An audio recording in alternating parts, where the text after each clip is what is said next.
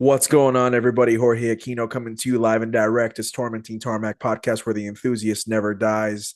It is the day after April Fools. We are now right in the thick of spring here, even though it doesn't feel like it. It's actually quite cold today. It was like 61 degrees for a high, which is very unlike Arizona in In the April. 30s here. Yeah, dude, I know. Well, I was watching the highlights of the Yanks and the Diamondbacks playing over there, and it was like drizzling in Yankee Stadium. For anyone who's wondering, my guest today happens to be all the way up on the upper and East Coast in New York City. Brooklyn is back in the building. Cooper Naitove is joining me right here on Tormenting Tarmac. Not that you asked NATO. him. Nato, oh my gosh. Nato. I pronounced it right earlier and I fucked it up. Yeah. I'm so sorry, Cooper. No, no, no. You practiced it correct. I did. I did. I was in my feelings and all of a sudden I went for it. I was just too excited. I All good. apologize. Cooper, my friend, it's an absolute privilege to go ahead and have you on. We actually had to, for anybody who wants to know the behind the scenes of how it goes on Tormenting Tarmac, there's a lot of messages that are exchanged between me and my guest all the time. And Cooper and I, Loki, actually probably had to reschedule this maybe 4 times over the last 3 weeks. Um, Good. we did New Zealand trips. What was it? Also, my son's birthday. On top of that, the other Oh, thing yeah. that happened was the time difference because we went from 2 hour time difference to a 3 hour time difference after daylight savings ended. Um, it's just been a mess, but we finally made it happen, and I'm very excited that you're here. Um, I'm happy to for be. Oh, dude, it's such a treat. And the reason why I invited him on, for those who are wondering, is he is an absolutely amazing car enthusiast, but also he has started what I can only what I can only describe as probably one of my favorite YouTube channels that's going on right now, and I hope and pray that he's going to continue to put up more videos. Um, it's not that you asked me; it's hilarious, but it's also informative, and you're also driving some heavy hitter stuff that I would normally say you have no business driving, but you'd have every bit of business driving. And I I mean, I do have appreciate no that. business driving most of it. I mean, I'll be the first one to admit it. I'm pretty sure I say that in my first video, which was the gated Ferraris. The Uh, 430, yeah. it was a 430 and a 360, and it was Yep. just like I got to do both of them. And I do have no fucking business driving these cars because but as a photographer, over the years, I've got to make some really good friends in really cool places. And my friend Kyle Dennis, who's now at Miller Motor Cars, um, we were just talking, and I was like, dude, I've never driven a gated manual before. Can you facilitate that? And he's like, fuck yeah, I can facilitate that. And we just went out and did it.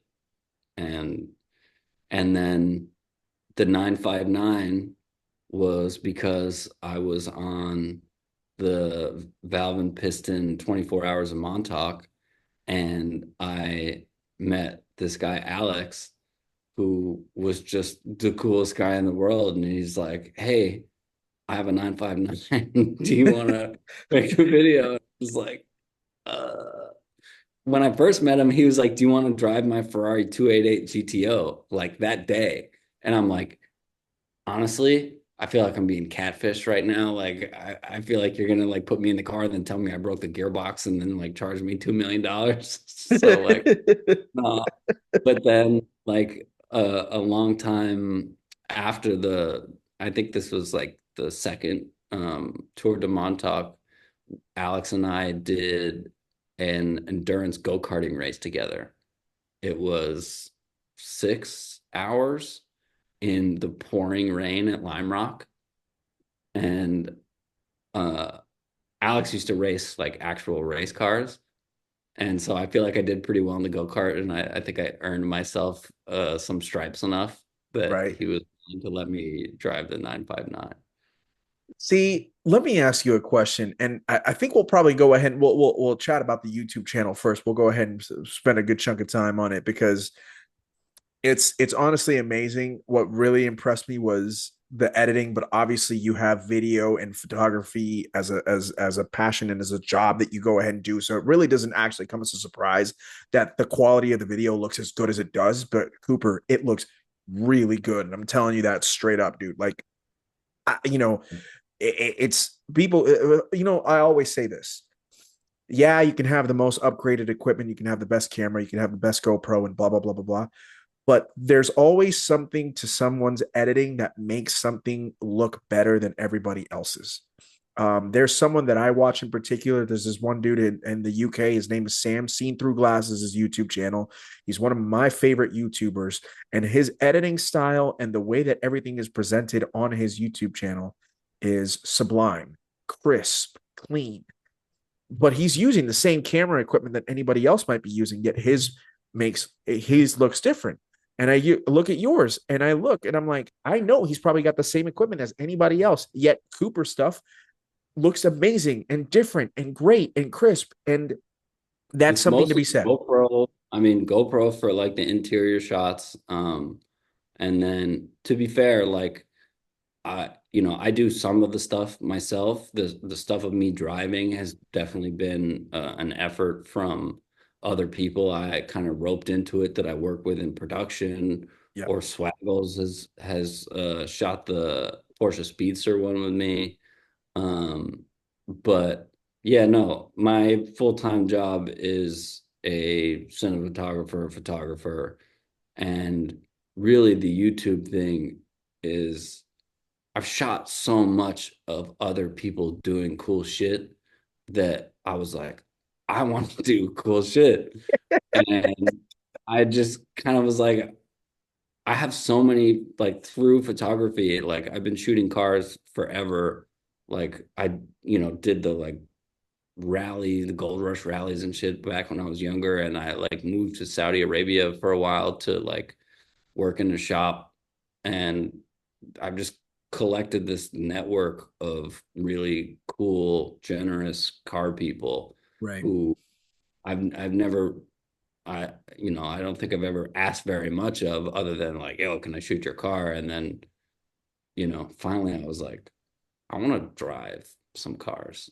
And I don't know Yeah, how to drive. Like, it's one thing to be like, hey bro, can I drive your car? And then like, I don't know. But if you're like, hey bro, can I make a YouTube video about driving your car, people all of a sudden are like a lot more amenable to it. yeah. And and so I was just like, I want to drive cool shit. Mm-hmm. How do I get that to happen? Yeah, I think it's just one of those things that people who are in the position of being able to own something like that, when they're cool with you or they're tight with you, I think they're really enthusiastic about being able to go ahead and share that relative experience because they know how dope it is. They also want to see their friends experience the same cool shit that they're experiencing on the same level. And then because on film, you can go ahead and capture the moments and you can store them or you can put them up on a YouTube channel so you can go ahead and rewatch them over and over and over again and be like, that day, that was a dope day. You know what I Yeah, mean?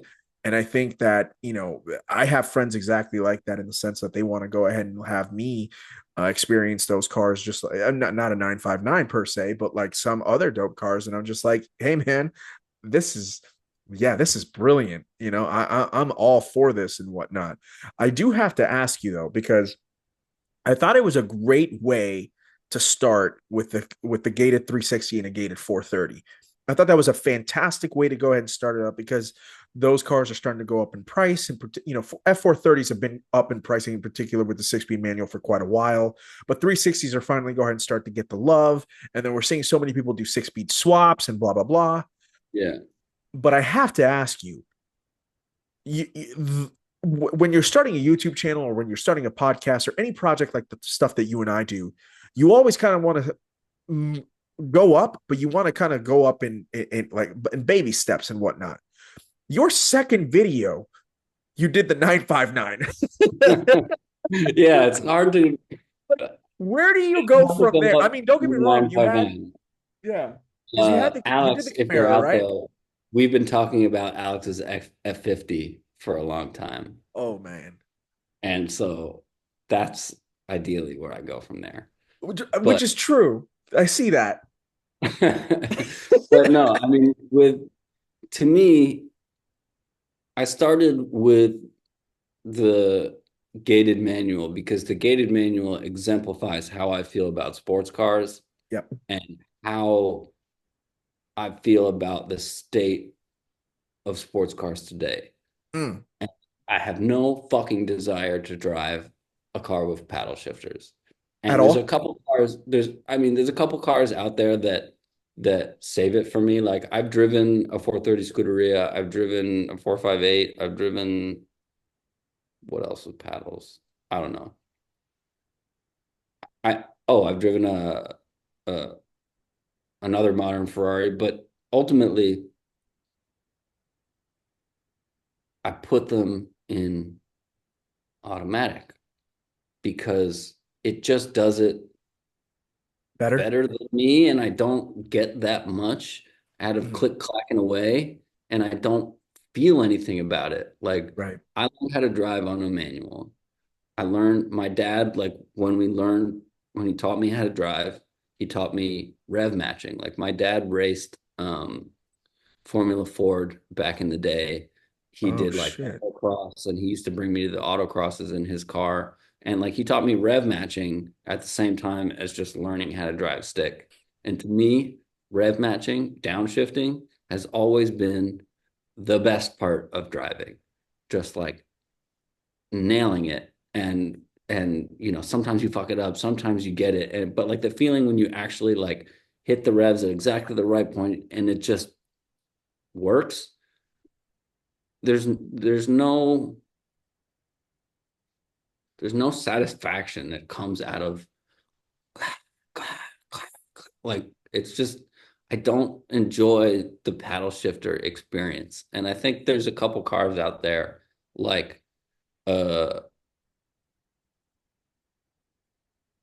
I don't even know, honestly. There's a couple cars out there I would drive because they don't make them in a manual, and Right. I'm sure I would enjoy it.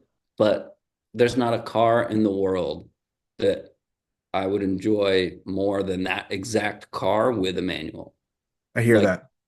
put a LaFerrari, put a manual in a LaFerrari, put a manual in a GT3 or like a GT4 RS, like put a manual in any of these great cars that have paddle shifters, Mhm. and I'm going to be slower around the track or whatever.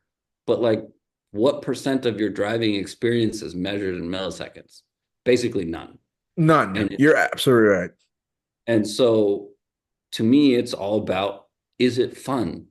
Right. And the most fun thing you can possibly do in a car, as far as I'm concerned, is in a manual.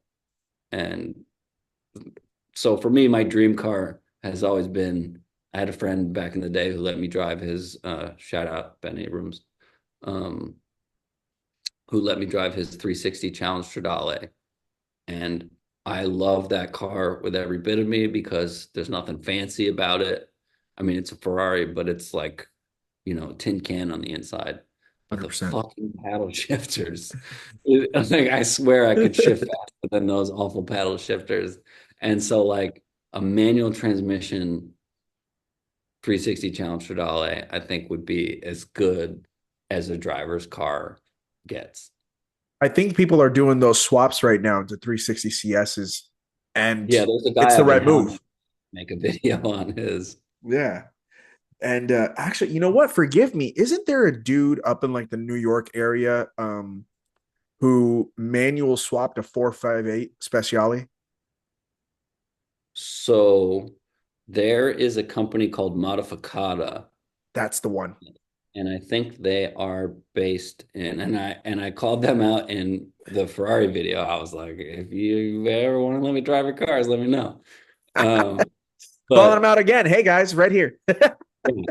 but I desperately, desperately want to drive one of those cars. I've driven a 458 back when I was working in Saudi, and it's dope. Like, I, it's great. It would be better with a manual. I agree. I am very shocked and surprised, and I get why it hasn't happened yet. And to be quite honest, I'm not sure anybody will do it because you have to have balls to do it. But I'm very surprised that in the year 2025, we haven't seen anybody have the balls to go ahead and do a manual swap on an Enzo. For someone who has like for those who have owned an Enzo for a long period of time that they're like, I'm never selling this thing, I would I would just do a manual swap on an Enzo. I really would. And I don't care if Heck, Ferrari's I going would to give add me an F50, guy or and gal. But mm, like for the money, I think we're in F40, F50 territory. And rather than swap an Enzo, I think you you, could probably go buy an F50 or an F40. true. No, you could. You absolutely could. And I mean, to be quite honest with you, F50 looks better than Enzo. F40 looks better than Enzo. But I'm just talking about since, Because you of and money. I mean, we're really blessed in the sense that you and I have grown up in our childhood to where we are today. That we at least F50 we grew up with as kids. We grew up with Enzo. We've now grown up with Laugh as adults, and now F80 is going to be coming, and it's not really what we've come to enjoy about Ferrari. So I'm not going to even really talk about that. But Enzo, when it first came out in 2003, and I remember them, saying, "Oh, it's going to have the 6 speed, sequential manual," and I was like, or excuse me, the semi-automatic, excuse me, not the sequential manual.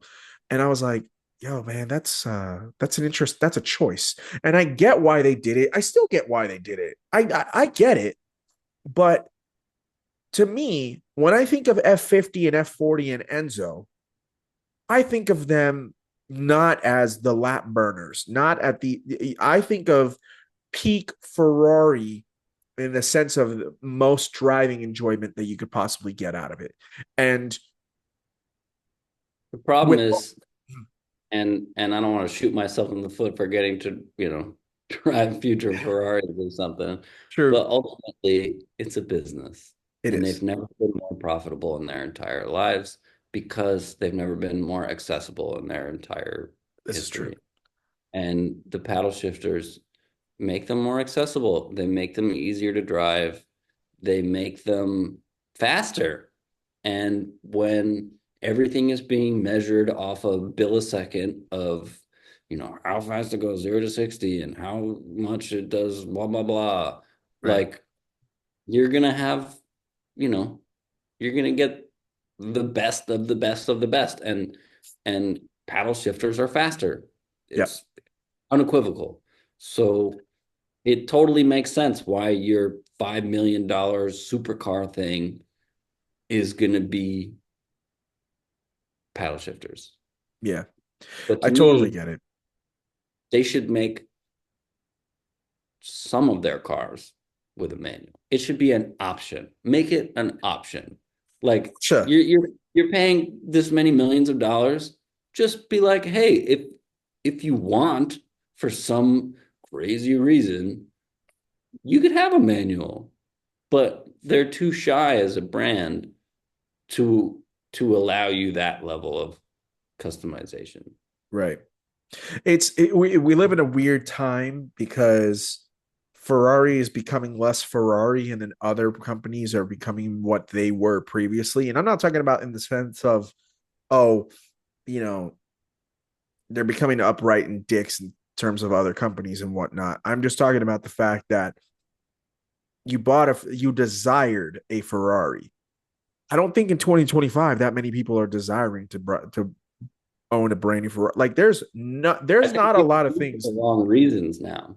I think it's a Facts. big for to promote your course on Instagram that like look I make all this money like here's my Ferrari and but like I don't have Ferrari money so I don't know what it takes or what it feels like or what decisions go into buying a Ferrari. But I know that if I had $500,000, $250,000, whatever to spend on a car right now, you sure as hell wouldn't be buying a new one. Right. There's no soul anymore. They make something like 13,000 cars a year now, where back when they started, they made, I think, like 300. Right. And I'm not expecting Ferrari to be the same company that they were when they started, but like Keep the essence or something. make it an option. Yeah, How hard would it be for you to make it an option for the people who care? sure. Like it's not going to make your 458 or 488 or whatever, you know. You can still go by the numbers of the paddles car. Like, you can still measure it based on the fastest version. Right. But like, Porsche still offers the GT3 Touring for the people Hmm. who really like it. Do the same thing for Ferrari. Yeah. That would, I will say, and I love Porsche. I think that they do amazing things. In particular, right now, they're doing amazing things for the enthusiast community. But I called them out then, and I'll still call them out now. I feel that they did make a small mistake, a very, very small mistake with the Boxer Spider RS, because I'm fine with it having PDK, but I genuinely believe that that should have also had a 6-speed manual option. That could, I understand GT4 RS not having a manual option. You don't want to go ahead and do that. That's fine. If you want a GT4 with a manual And option, they're just the buy. same car. Yeah, they're literally the same car. They should both have a manual option. Porsche An currently makes a option. manual. Yes, So I had this conversation the other day, and someone told me that you can't fit it. I don't believe That that. that in the Boxer Spider, it just doesn't fit. And I'm not a mechanic. I'm not an engineer. I don't go that far into things. So in my head, I'm with you where I'm like, just figure it the fuck out. Make it Right. fit. Right, because like a GT4 comes with a manual and a Boxer Spider comes with a manual. So what's the difference between 4RS and Spider RS that it's not going to fit? 4.0, Like that makes no sense to me. 4.0, I think might be the difference. But I mean, to be fair, I'm 100% on your page and where it's like, if you're gonna try and make the ultimate driver's version of the Boxster, of the Cayman, why in God's name would you leave Only out give the it. manual? Yep. Like you're like the car's not after. I mean, I guess it is kind of after lap times Spider or RS isn't though. Like I'll yeah. fight with people to the death. 4RS, sure, I'll understand that. Spider RS, you took off the top, bro. At that point, you're literally doing it for the enjoyment of the drive. Like if you're, I understand Porsche says, oh, we have a lot of Spider owners that go ahead and take their cars to the track. Yeah, sure, Porsche, sure. And I'm running for president. You know what I mean? Like I don't. I believe you to an extent. I believe them to an extent as the brand, but they know better, and they know that Spider RS definitely would have been the more suitable card to have that at least option. I'm not saying don't give the Option. right. Option. I don't Yeah, understand have why to both. not make it an option. I Like, completely agree. or be like Koenigsegg.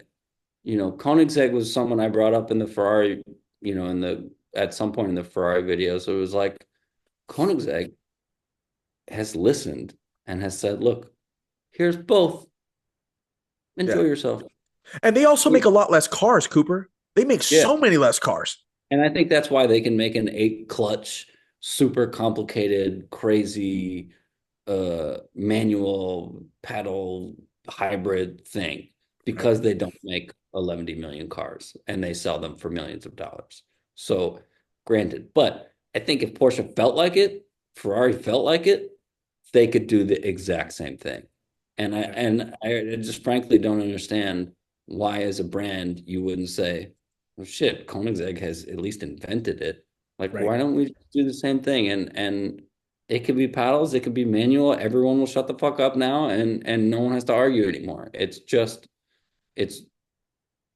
I've never driven one of the Koenigsegg, so I don't know if it's great, like the this like hybrid manual situation. But like, surely The it's better. concept is brilliant. Yeah, it looks great. It makes the same clinky noise that a regular gated manual makes. Right.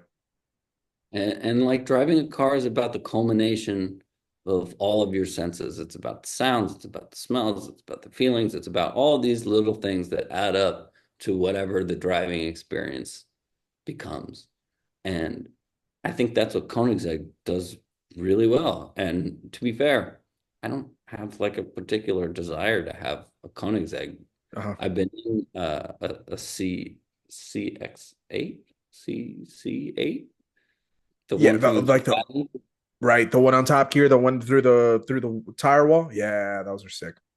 Yeah, I don't remember what it was, but it's crazy fast and sounds nuts. But like, just in terms of like cars I like want to drive over and over and over again, that's not really on the list. But what they did and the technology that they put into these cars is incredible. And I Yeah, wish other car makers would listen to the people that drive these cars and just make something that makes everybody happy, or at least try.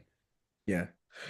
It's a fascinating situation that we got going on within these some of these brands. I'm curious to see how it turns out in the next like few years. I think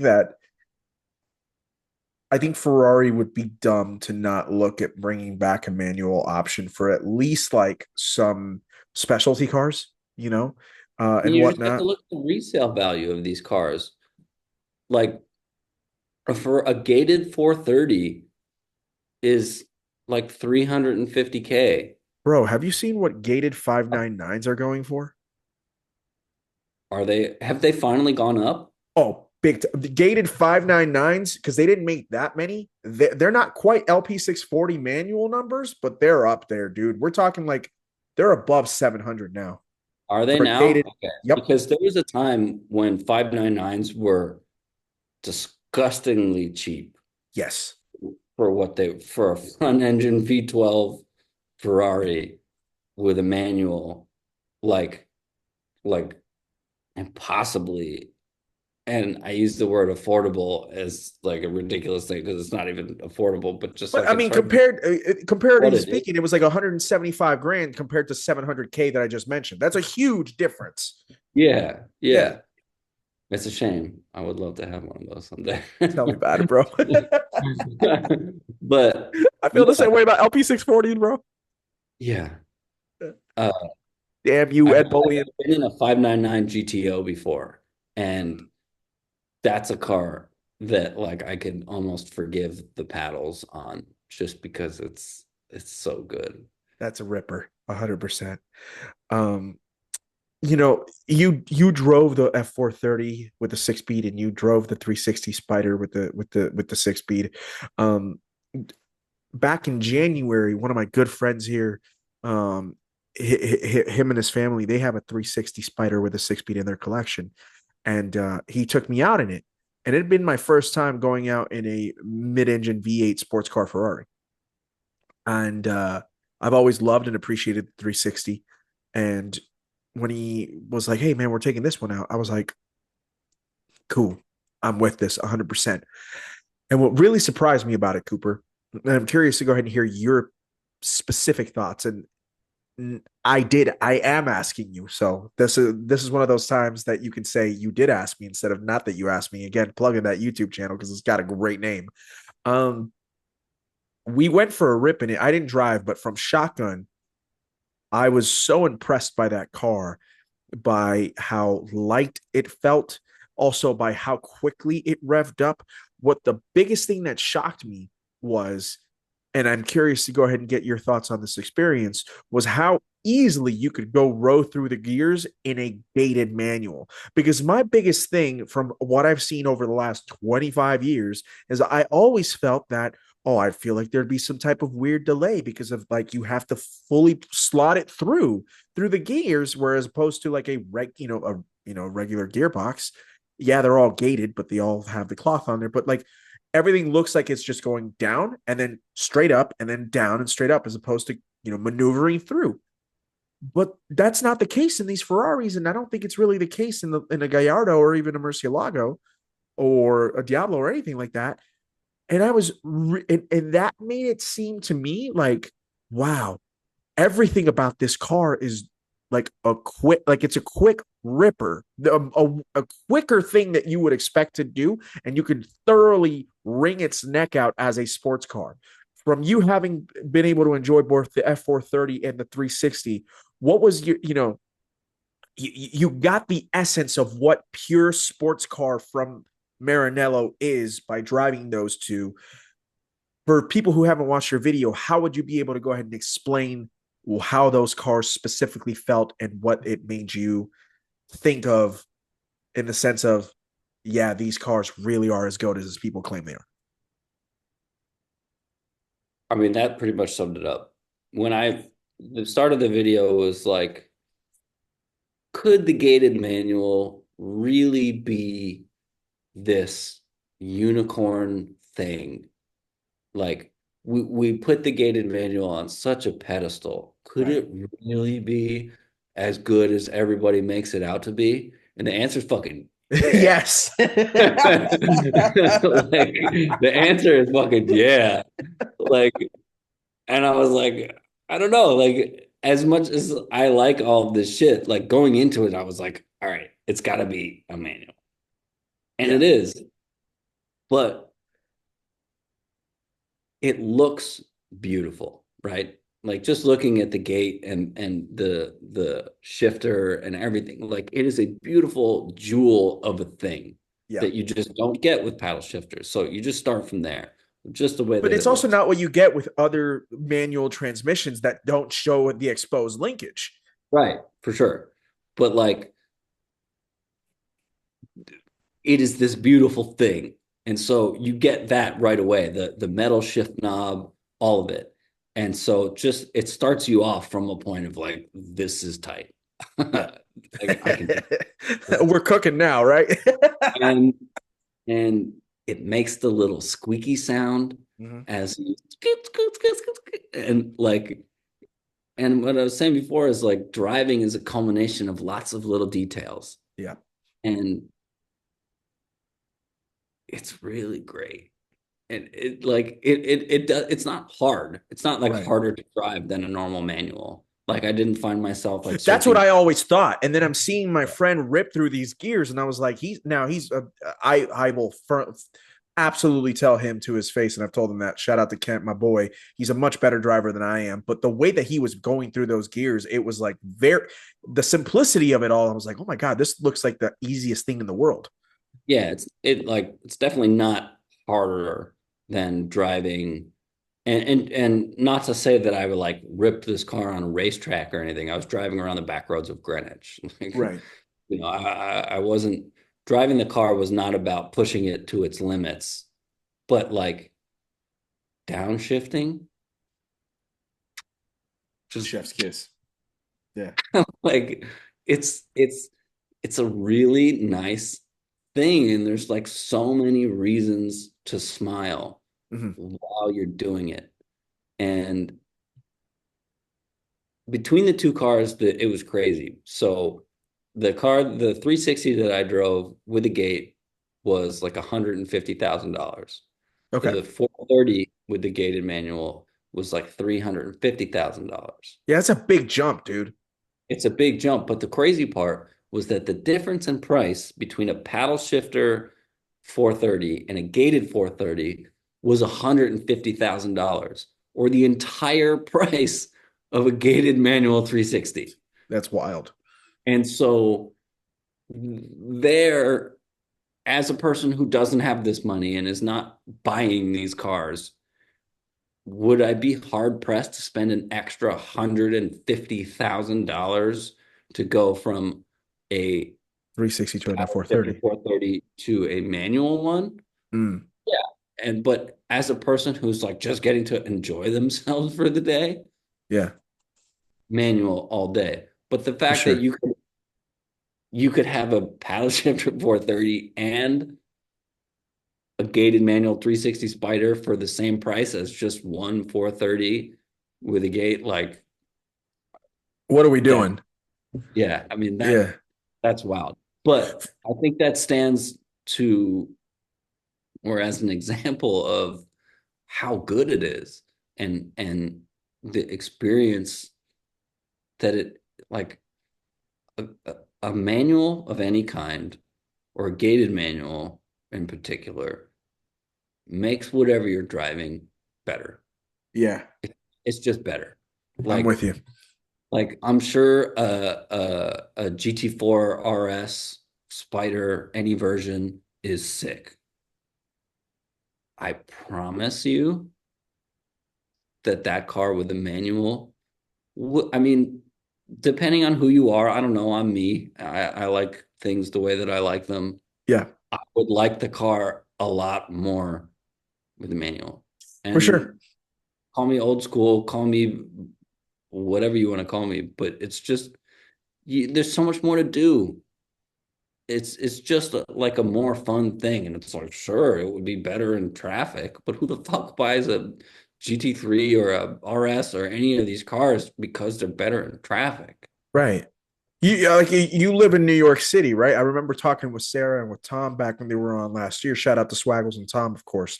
Um, and I remember like, oh, I remember because obviously Tom's got his 996 and then Swaggles has her 964. And I was like, yo, how do you enjoy that in New York City? And they're like, you don't. You But don't. that's not why they bought the car to drive around New York City. They go ahead and take it out to the outskirts of the state of the tri-state area to go ahead and enjoy them. They go on the 24 hours of Montauk with Hootie to go ahead and enjoy these cars and things of that nature. That's what you do. Um, I I have grew to up ask, in like the mountains, kind of outside of New York City, like an hour away, and yeah, I was like right near Bear Mountain. And Bear Mountain, for anyone who lives in the tri-state area, knows that there's a place called Seven Lakes Drive, and Seven Lakes Drive is what it sounds like. It's a place where there's all these lakes around, and right, it's these super, super twisty roads. And so for me, it was never about going fast in a straight line. It was always about having fun in the corners. absolutely. And so clacking away on a paddle shifter in the corners is not any measure of how the of anything.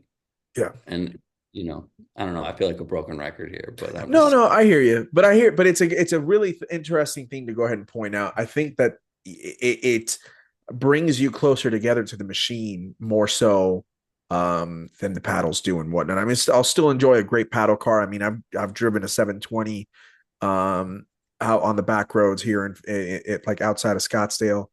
And I'm not gonna front, man. Like that was a tremendous experience. I was just like, oh my god, like yeah, no, we're cooking. But at the same time, I bet you I probably would have had just as good a time driving a slower car with a manual gearbox, and I'd have been like ripping or if around. you put a gated manual in that car. In 720, yeah. Oh my god! But here's the thing: you. I think you would die. I think you. No, because the thing is, like It'd be a when death you're worth in a living. car with paddle shifters, you just put your foot in the gas and you're like, Yeah, yeah, and you just go nuts. But like when it's in a manual, there's a lot more going on. You got to pay attention, absolutely, shifting, you're doing things. I think you're a lot less likely to crash or to just, you see a lot of these guys in their Ferraris or whatever it is, just kind of like leave meets and like, I think you'd be a lot less likely to do that if you couldn't just like blast up through the gears really fast and, absolutely.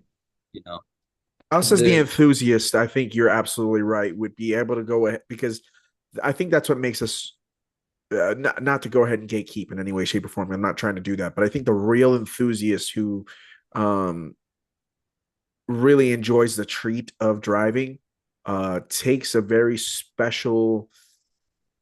What's the word that I'm looking for? Just a really they take a they have a better understanding of all their surroundings, especially when you're driving a manual and you take it more seriously. you ride I've motorcycles though? I don't ride motorcycles, but I the people that do have my utmost respect because I know I'm I know you're a bike guy. I'm I am newly a bike. I stopped short of calling myself a bike guy. I'm a car guy Yeah, who has a motorcycle. fair. Like the bike thing is cool and I enjoy it a lot. But like on this last trip I had to New Zealand, I had a real fucking tank slapper in the middle of the highway that I couldn't believe I managed to save. And dying like that would have been real dumb. Right. And as much as I enjoyed the motorcycle and doing the thing, it's like a lot of like, don't die, don't die, don't die, don't die, don't die, don't fucking die. Right. Whereas like in a car, I'm just like I'm actually enjoying myself. Yeah. Whereas like over 2.5 weeks in New Zealand, I feel like a lot of my memories are like, don't die.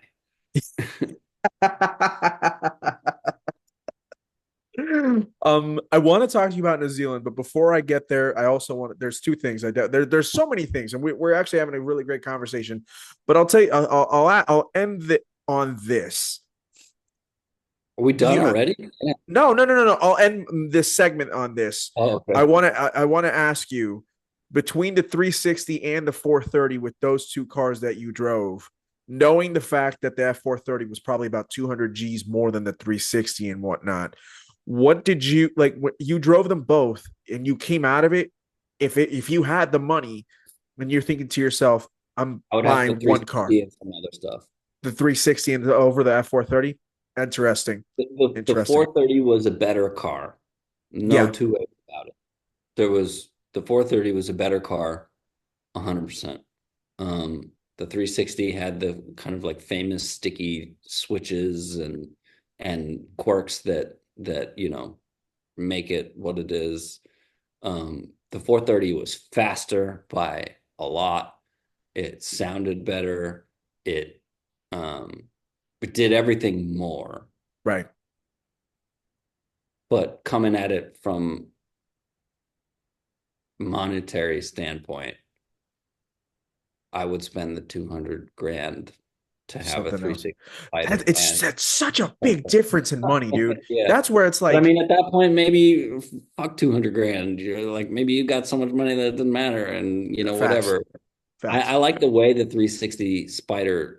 I like the way the 360 looks better, and I Uh-huh. think that's because the 360 was the car I grew up with on the wall as a little Right. kid, and the 430 came out later. But like to me, I always wanted a 360 Challenge Stradale 6-speed manual Spider. Right. Oh shoot. That would have been sick. I'll It's always a car give that shouldn't exist, that has no business existing. sure. But having the roof off on a Ferrari and rolling through the gears is something that I will never forget. That's why And I'll I just love always the way give the Stradale looks, and I love the interior and all the everything that makes a Stradale a Stradale. yeah. And so, like, if you could have a 360 Challenge Stradale manual Spider Yeah. in black with no stripe, that would Yeah. Oh, I was thinking dark blue, but I like black. I like black. That's a good yeah, choice. yeah. Yeah. Tour de France or something would be dope Hell too, but yes. black with no stripe. Woof. And yeah, anyway. I like that. No, that's why I'll always give credit to Ferrari because when they built the F430 Scuderia, they also built the F430 16M. It Yeah. obviously didn't have the 6-speed, but it was basically a convertible F430 Scud, and we were like, "Oh snap, that's sick!" Yeah, and it's like a car that doesn't really make any sense because it's like, all right, we've taken the street car and we've made the like race version of the street car, but then we made it Took off the convertible. roof. Yeah. And it's like, Yeah, but at the end of the day, cars are experience machines. yeah, And it's all about what you want out of an experience. 100%. And taking the roof off of something with a flat plane crank is is a it's a different thing. And It's a beautiful thing. yeah, Yeah, man. And to the final point though on the Ferrari, I guess, was it was so funny is because when Kyle and I were driving, there was a moment where we looked at each other and I was like, I thought this was gonna be, and he's like, douchier, and I was like, yep, that's exactly what I was thinking. And then not 2 minutes later, we were like filming, and my buddy Nick was like driving, and he like pulls up behind me, and I like pulled over to the side of the road to like let him catch up, and we were gonna talk, and this guy pulls up behind me. He's like, "What the fuck do you think you're doing? Just parking over here?" It's like just because you got some fucking Ferrari doesn't mean blah, blah, blah, blah, blah. And I'm like, whoa. I have pulled over to the side of the road to speak to the gentleman behind me. I wasn't driving like an asshole. I didn't do anything to like get this from, but like I'm some relatively young guy driving a Ferrari, and it's just like he was just dumping his shit onto me. And I was like, Yeah. this is the thing that I don't think I could get behind with owning, particularly a red. They were both red, and Yeah. I've never owned a red car. Well, fuck, I do own a red car. I would never own a red Ferrari. Ferrari. Yeah. That's why you went with black. I went with blue, bro. I'm with you, dog. I'm with you Yeah, 100%. Yeah. yeah. But Um, but like this guy was just screaming at me, and I was like, I this is love the that. one thing that would like bother me about having a car like Uh, this. but at least you Like got I the full borrowed, quint. You got the yeah, quintessential Ferrari experience. totally. Like I Yeah. borrowed my friend's '08 back in college. I was driving his Gallardo, and it was like the same experience where people were like cutting me off and like being real fucking dicks to me, and I'm just like driving around, and I'm just like, man, you guys like it's like an asshole magnet. Like Really is. people just drive and act And the really shitty and the to funny you. thing is that they think that you're the asshole, but they're the ones that are acting like assholes to you, and it makes no sense. Yeah, I had just pulled over the side of the road to talk to my friend, Yeah. and he just like went nuts on me, and I was just like, this is what it's like. But Is it worth it? Yeah. for the moment, sure. And like it's like one of these things where it's like I don't know what owning a Ferrari is like. Like there's a lot that goes into owning a Ferrari and doing the $15,000 engine out service and like doing all the stuff that's got to like make it kind of a pain in the ass to For own. sure. Borrowing a Ferrari is That's the awesome. move. Yes, it is. Borrowing a Ferrari is awesome.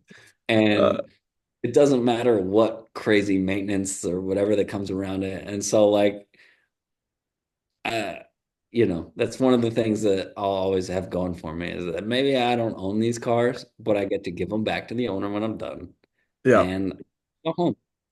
And I don't have to worry about all the crazy baggage that comes along with exactly. But not that you asked me, right? it. So now, Cooper, you're a New York guy. I know that you told me that you went to you went to college over in Colorado and whatnot, but like you're based out of NYC. You've been there for, would you say, the majority of your life? You're a Yeah. homegrown NYC kid. I mean, I'm from New York. I've been back, like, went to college in Colorado. I lived in Seattle for a year, moved to Saudi Arabia for a year, and then I came back to New York, and I've been here for like 10 or 11 years now. Yeah, no. So again, shout out to New York. It's an amazing place. You're in the Brooklyn area, and Brooklyn I always has tell this. people, I always tell people it's a nice place to live, or no, it's a nice place to visit, but I wouldn't want to live there. And they look at me like, don't you live there? And I'm like, yes. At least you're honest about it. Well, like that's the thing. New Yorkers have the stereotype of New Yorkers are different than everybody else in the United States is not far off. And I mean it in the good way of like you have to have the right personality and you have to absolutely have the right mindset to live in New York City. Whether in any of the boroughs, whether it's in Brooklyn or in the Bronx or in Manhattan, Staten Island, Queens, any of them, you have to have the right mindset in order to be able to go ahead and live your best life out there. Because if not, you're going to get eaten alive in business, in work, in any facet of the imagination. It's the God honest truth. I bring up the fact that you're based out of New York City because I want to get into a little bit of the car culture over there, which we've talked about with Sarah and Tom in the past. But as I mentioned to you earlier, I'm Puerto Rican, right? And so the Puerto Rican culture is very heavy up in New York City. We know that, and you got a chance to go ahead, and you've been out to Puerto Rico a few different times and whatnot. And I wanted to kind of talk to you about that because I don't always get a chance to go ahead and talk about my island on the podcast. And whenever I get a chance to, I'm always going to. I love me some You Puerto Rico. Yeah, shout out again. Shout out to my peoples, right? Have you gotten a chance to go ahead and experience any type of the car culture out in PR and at any point when you got a chance to go out those times? Um, I've looked for it, but ultimately, no. Okay. I mean, like I've seen some car stuff around, and I've had a 2002 Subaru WRX since 2003, and I still have it. Like I still own my first car, and it's been a real fucking pain in the ass lately. But the reason I say that is because Puerto Rico has a crazy Subaru culture Yes, for they like do. a place that has no business having an all-wheel drive like Subaru culture. They really, really do. And so Well, the you know, JDM culture out in Puerto Rico is very, very. There's a heavy influence of it down there for sure. yeah.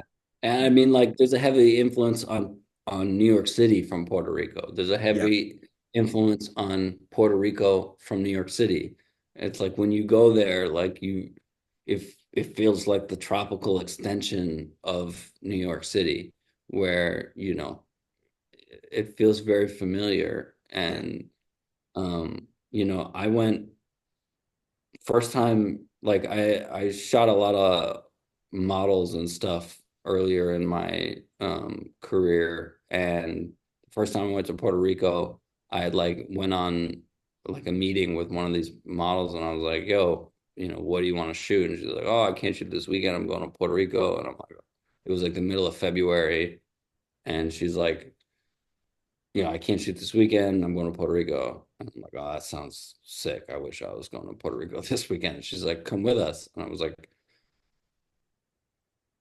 okay. Say less. And, yeah.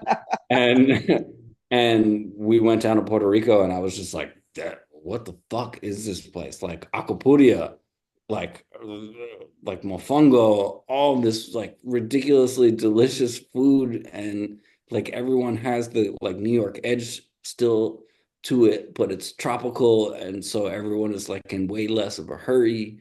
And I love Puerto Rico. And then the second time I went down there, I went on an open-ended ticket in the middle of the like my job falls apart over the winter time. I get zero work from basically Christmas until like April. Yeah. And so I went down, and I had set up all of these photo shoots, and these girls that I shot with were like, "Hey, we got a an apartment in Aguadilla, and we need a roommate. It's going to be $250 for it was like a month and a half." Hey, yo. And I was like, I'm in. okay, I'm in. I was like, I have absolutely nothing going on in New York right now. And so I'm like, yeah, let's fucking go. And I just stayed in Aguadilla for like 2 months, and it was funny. They made fun of me a lot in the beginning because they're like, "Oh, everything's got to happen right now. Everything's got to be so fast. Like, what's wrong with you?" And I was like, "I don't know. I'm just from New York." And they're like, "Chill the fuck out."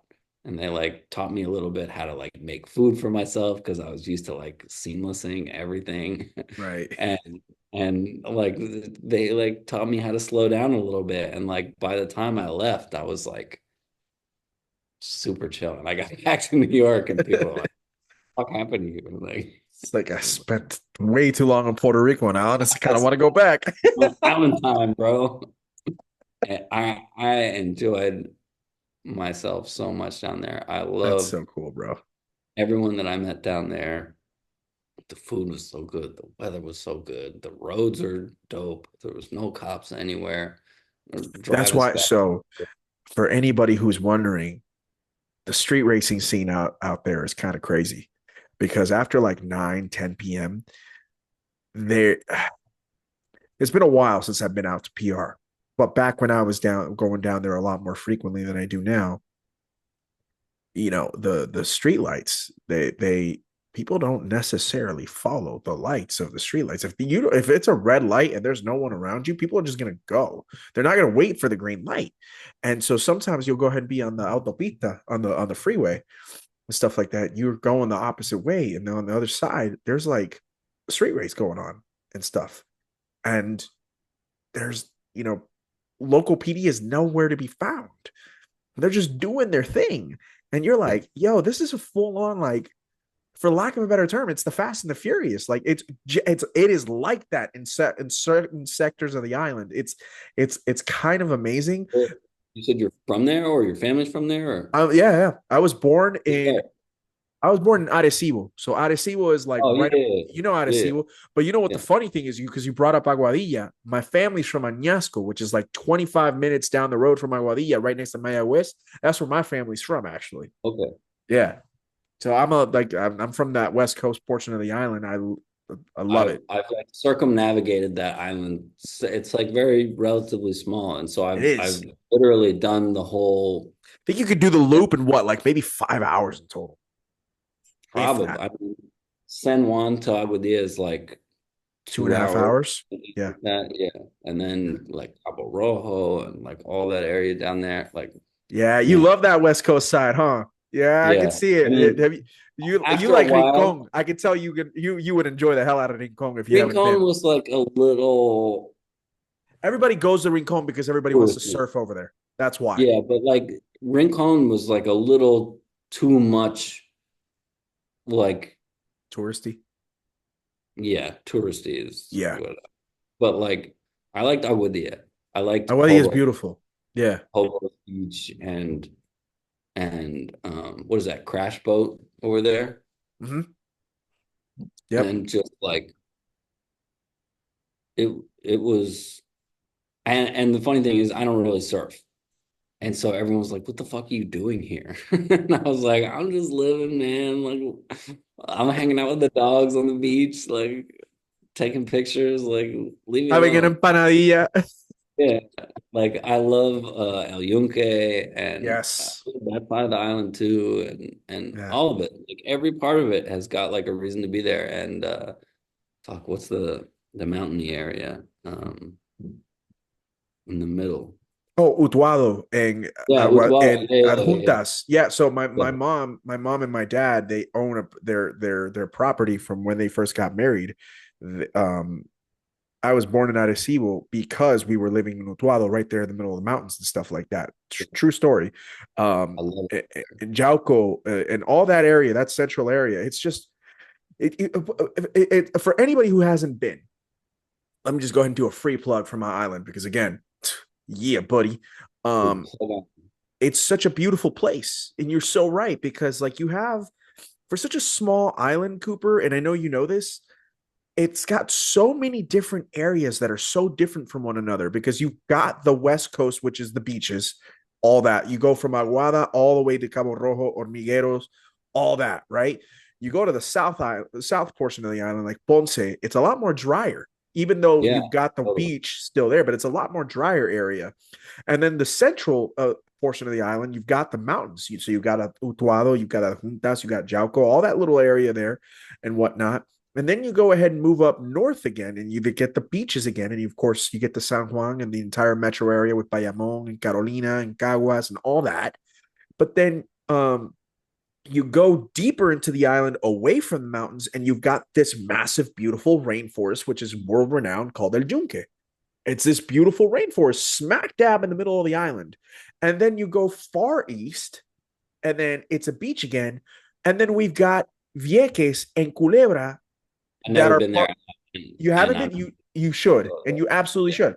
And it's yeah. again, it's Puerto Rico. It's just a separated, smaller couple of islands that are on the other side of it, and like the water is clear, bro. It's It always just beautiful. feels like a schlep. Like you gotta take the ferry, or the which everyone tells you like doesn't work, or you gotta fly, which whatever. You And can yeah, honestly just take a little boat right over. That's what I would do and stuff like that. But it's just like for such a small island, which is inhabited by like 3 to 4 million people, which is a lot for for the size of it. But it's so beautiful, and I'm glad that you got a chance to really experience it as well as you did. And I hope that the next time you go back, I think here's a little suggestion for you. I would love for you to go ahead and the next time you go, if you go with a production crew, I would love for somebody to really give a shout out and do a cover story of some sort on the car culture down in PR because I think that It, That would be it goes very under the radar, but it's very much there, and it's very integral yeah. to And I that had part of the mentioned island. the Subarus before because the fastest Subarus in I think the world come from PR. And the fastest Suzuki 8 second Samurais. SPF. Yeah. Suzuki Samurai. Yeah. Suzuki Samurais. People will go ahead. So that's actually part of my dream car garage. I mentioned that as many I'm with times as I it. possibly. I'd like a so Suzuki Samurai. You know the Suzuki Jimny? Yeah, I It's that. desperately, desperately It's want that. that's a Suzuki Samurai. So the 80s ones is what's always been one of my go-to cars. My dad and my mom brought me home in a Suzuki Samurai from when I was born in the hospital. And so that's why I have this very special connection to that car.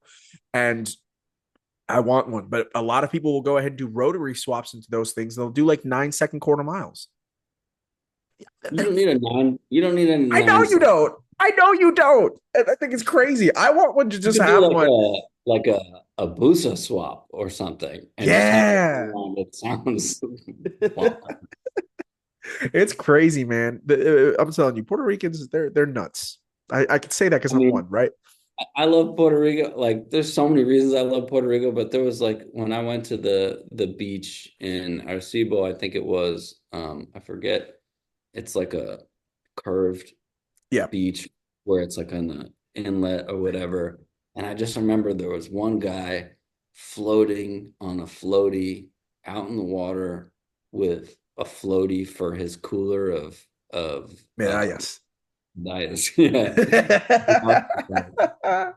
Yeah. Yeah, you know, bro. You This know. is great. And like nobody's giving this guy a hard Oh, time. my guy Like, Cooper is an crazy honorary Puerto. ceviche and like this Yeah, guy's drinking diets and a fucking I was like, this is great. I love yeah. this.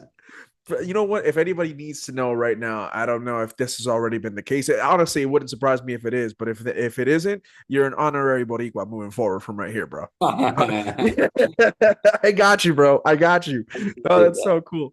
So now But like, yeah, you were out in New Zealand for 2.5 weeks. Obviously you were working on projects and stuff like that. And I think New Zealand is another one of those places that car culture is such a heavy, cool, beautiful thing down there. Did you get a chance to go out and experience any of that over there? no, but I did get to see a couple skylines. The craziest, we flew into Christchurch, and in the first day, like I think I counted 9 RS4 wagons. Sick. Like it's like they were free. I don't know. It's like you roll up into New Zealand and you get like a free RS4 wagon. I don't know what the deal was, but I will like take a free RS4 any day of the week, by the way. they love their utes and wagons and there was definitely some cool shit there.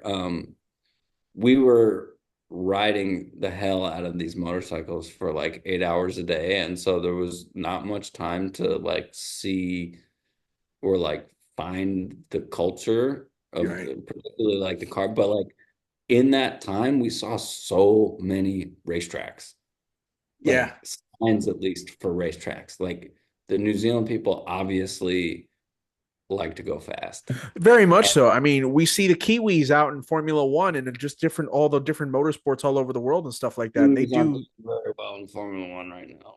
Yeah. I mean, again, sorry, Liam Lawson. Sorry. I I mean, we think he's kind of gonna we be, kind of knew it was going to happen. We knew. I Listen, don't know. well, here's the thing for I think me he's gonna be much happier at in the racing Red Bulls. uh, I agree, a hundred I think percent. he's gonna be much happier there. There's gonna be much lower expectations of him there. I think he's gonna enjoy himself there. To be fair, Red Bull is not an organization I would want to be a, a part of. They Just did Checo because dirty. I mean, I think Well, they've being done Max multiple people dirty, to be quite honest with you. being Max's teammate is never gonna be chill.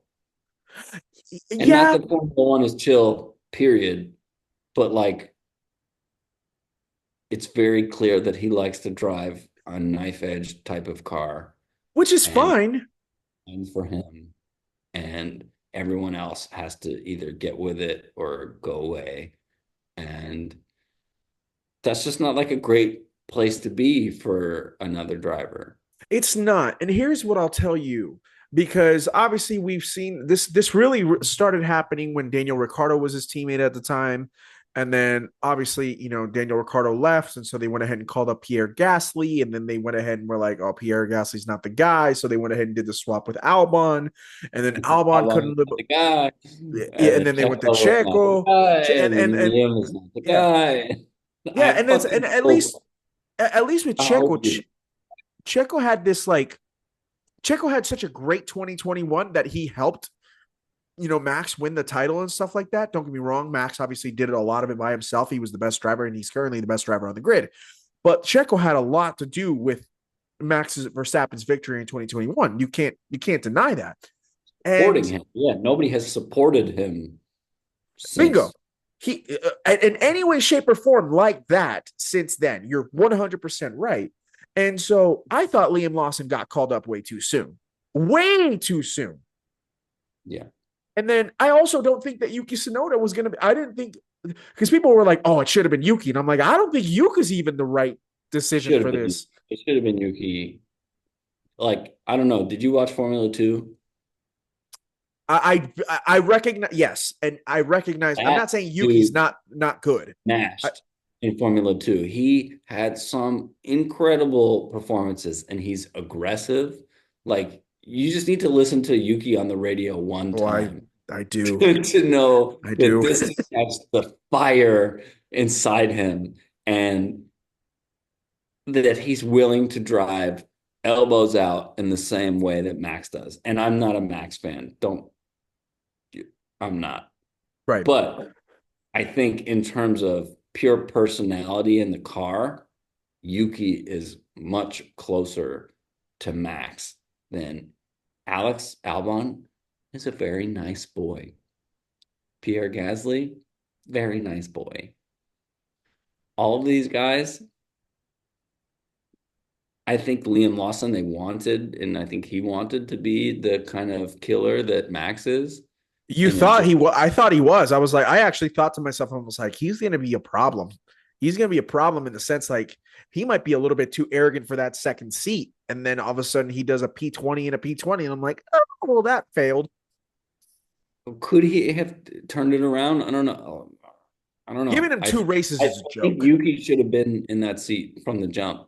And I hope I don't, eat my words here. But I think if Yuki does P20, we What do you know do? it's car. Well, so then let me ask you this because, like, you say that we know it's the car, but we also saw Checo have this really bad string of final races in the Red Bull, and then we go ahead and see Liam Lawson have a very bad string of two races. So, like, I guess my question to you is, Cooper, as a Formula One fan like I am, where do we draw the line and say the issue is the car? Like, because my biggest thing is I'm sure I know Yuki Tsunoda is a good driver. I know Liam Lawson is a very good driver, and I know Sergio Perez is a very good driver. My thing is that I don't I don't foresee in any way, shape, or form Yuki Tsunoda just being like. Am I supposed to go ahead and look at Yuki Tsunoda potentially getting a P14 in that Red Bull and thinking to myself, "Oh, we're back"? Does that make sense? Like Yeah, I mean, this is the thing. I think anyone in that Red Bull car is expected to perform. facts, However, when it's very clear Max is struggling in that car, and which is we hilarious know because he's still getting a that, P2 in that car. But yes, yeah, I'm with you. but like we know, as much as I'm not a Max fan, he's a Struggling like different hell. kind of driver and a different kind of person, and he's able to extract more than the maximum out of whatever he's in. Right. Pun So, intended, by the way. not intended, but I'll take it. Cheers. Um, I think that Newey's obviously gone, That has a lot and to do with it. Yeah. and I just don't think that everyone is capable of driving a car designed for Max Verstappen. I think Right. is all that it comes down to. And I also think that like Max gets all the love from the team, and car number two gets what it gets. Nothing. Right. Right. And I want to see Yuki do well. I really do because I think he's a very talented guy, and I think you know from F2 I've seen him slice through the pack. He's a talented dude, and he's mad aggressive. And I think that's how you need to be in that Red Bull car. I agree. So, do I want to see Lewis win another championship at Ferrari and finish his legacy? Hell yeah. Do I want to see Lando win his first championship? Absolutely. Would I be happy to see Oscar win a championship? For sure. Yeah. I Charles too. Sure. Yeah. Yeah. All day. I'm a mostly equal opportunity except for Max Formula One fan. And I just want to see exciting shit. Um, I I hope Yuki does well in Japan. I mean, to drive a new car at your home race for the arguably one of the biggest teams in Formula One, I think is like an insane amount of pressure. The pressure is crazy. The pressure is mounting on like anything.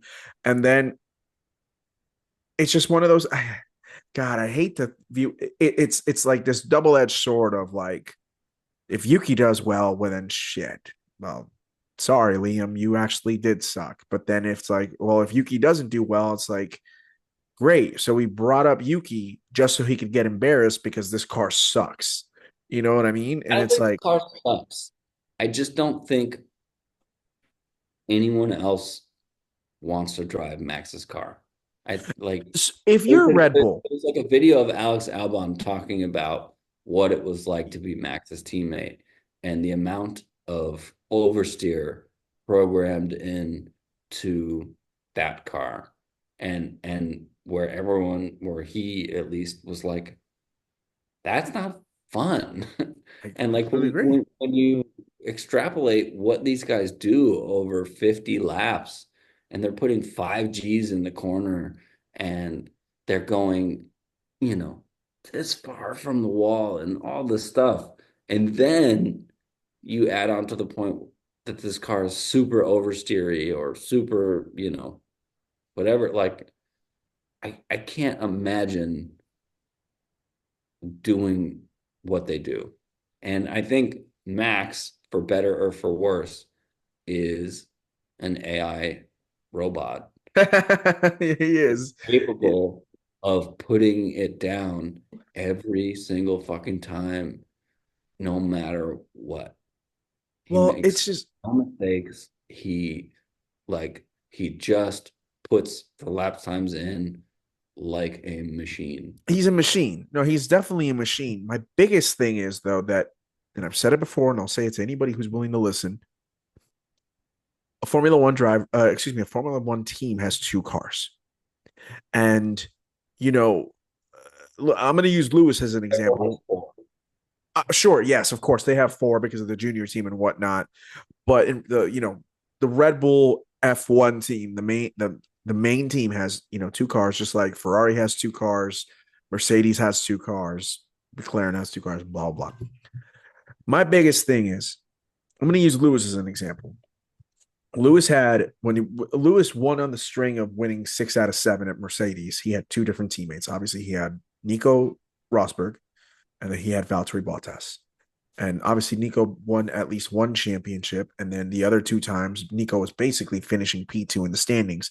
And then Valtteri basically finished P2 and P3 the majority of his career when he was racing for Mercedes.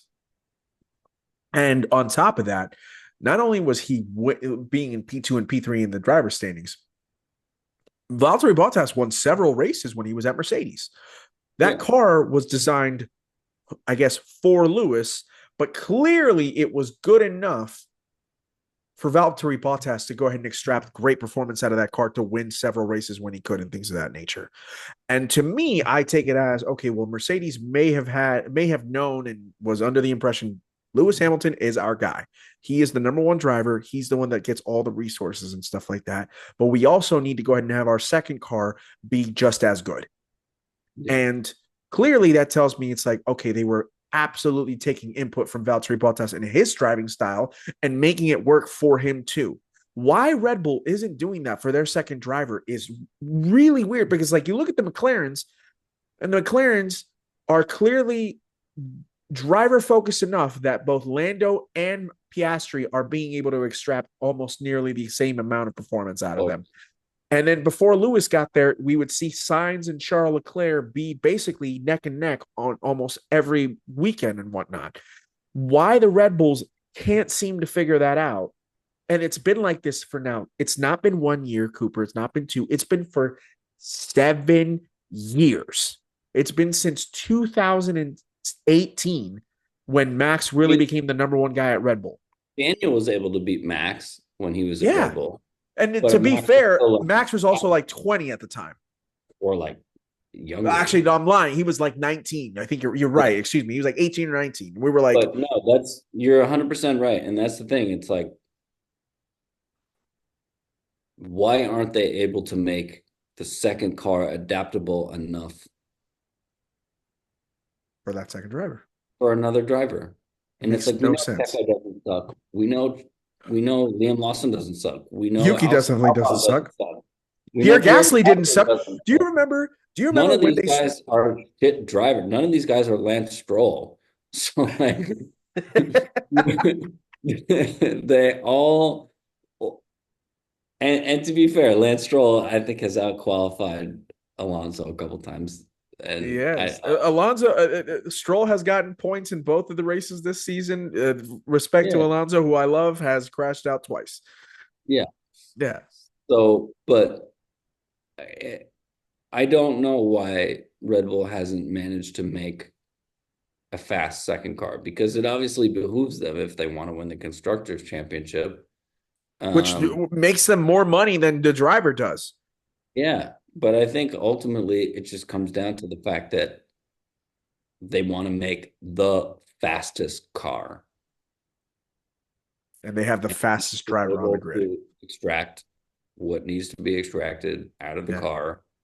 And that's the way to make the fastest car. And I don't know. I, the answer, I think, is I don't fucking know, and that there's no reason why Red Bull shouldn't be able to make a car that Liam Lawson or Checo or Yuki can drive nearly as fast as Max. right. Do you remember when they did the swap of Gasly and Albon, Yeah, and the next race in Rio de Janeiro, or excuse me, it wasn't Rio de Janeiro, it was in Sao Paulo and Interlagos. And that race, Gasly gets P2 in the Toro Rosso. And we were like, hey yo, what the hell is going on right now? I How mean, did I this think there's a happen? very big chance that Liam Lawson Can does better outscore Yuki. than Yuki Yeah. in this coming race. Mm-hmm. And I think Mm-hmm. if that happens, it's just more proof that like Red Bull needs to figure out what the fuck is going If on with that. if if if Lawson and Isaac both finish higher or relatively close to Yuki, we have a serious problem. But I think the other thing that we're glossing over is the fact that this all comes down to like tenths. And we talk about Yes. slow cars and fast cars and whatever, but like ultimately, we're talking about 1 second on the absolute biggest of margins. Right. On the And, qualifiers, at and least. Yeah. and so what makes Yuki or whoever fast or slow is 1 second. Right. And so 1 second, a half a second, a tenth of a second changes everything. And so to me, that's all about the attitude of the car. And so if you can tweak the attitude of the car to be more to the driver's liking, you can get that tenth or a half of or whatever of a second. Like when you see the overlays of like all of the cars, and it's like they're all like this. It's not like these cars are like leaps and bounds from one another. It's this tiny little fraction of a second. Right. And so I think that's just more about finding a car that works for somebody and not like some, oh, this car's fucked. Right. You know, it's like you just need to figure out a way to make it work for someone other than Max. And it's very clear that whatever you're doing for Max is not working for everybody else. And you need to figure out what's going to work for them. And it's Right. probably not a huge change. It's like little things. I'll end it on this portion, because there's other things that I want to go ahead and discuss with you this evening. I keep biting my tongue. God damn it, it hurts. It's fine though. I was like, don't bite your tongue. Say what you want to say. No, I'm literally biting it. It's actually hurting like hell. But I have to ask you this: at what point do we go ahead and stop looking at the drivers and then actually putting the focus on whether or not Christian Horner is the right person for this job still? Because Christian Horner I still has think been Christian Horner got really lucky last year. with the And sexual harassment case. Yes, yeah, like I had people send me the text messages and stuff, and it's I nasty. don't know. I I don't think allegations like that come out of nowhere. I don't I think agree. I don't, I think this woman got silenced, and I think that he is very lucky to still be in the position that he's in. Right. Whether or not that makes him good enough to run the Red Bull team, I don't know. I mean, I mean, I genuinely believe that Adrian Newey left for a reason. I'm not going to say that this was yeah, the so case, like but you bazillions don't of just dollars leave. Lawrence Stroll was willing to pay him. I mean, sure, but don't get me wrong. It's not like Red Bull Yeah, wasn't willing to go ahead and pay him either. You know what I mean? Like Red Bull's got. I think Red Bull might have more money than Aston Martin, to be quite honest with you. They're Red Bull, yeah. so I'm looking at it as you could have easily gone ahead like. And yeah, I can understand. Oh, I wanted a new challenge and blah blah. It's like, my brother in Christ, you're winning. You've now won 4 consecutive drivers' championships, and you've won 2 constructors out of the last 4 years. On top of the fact that you have this resume from having been at Red Bull when Sebastian Vettel was there, and you got another 4 in a row with 4 constructors in a row. Like, your resume is set, bro, and you could continue to win and make money and have this legacy of the greatest car designer Formula One's ever seen, and you're going to dip out to go to Aston Martin. That raises eyebrows, because you could have gone to Mercedes. You could have gone to Ferrari because they got Lewis Hamilton and they have Charles Leclerc.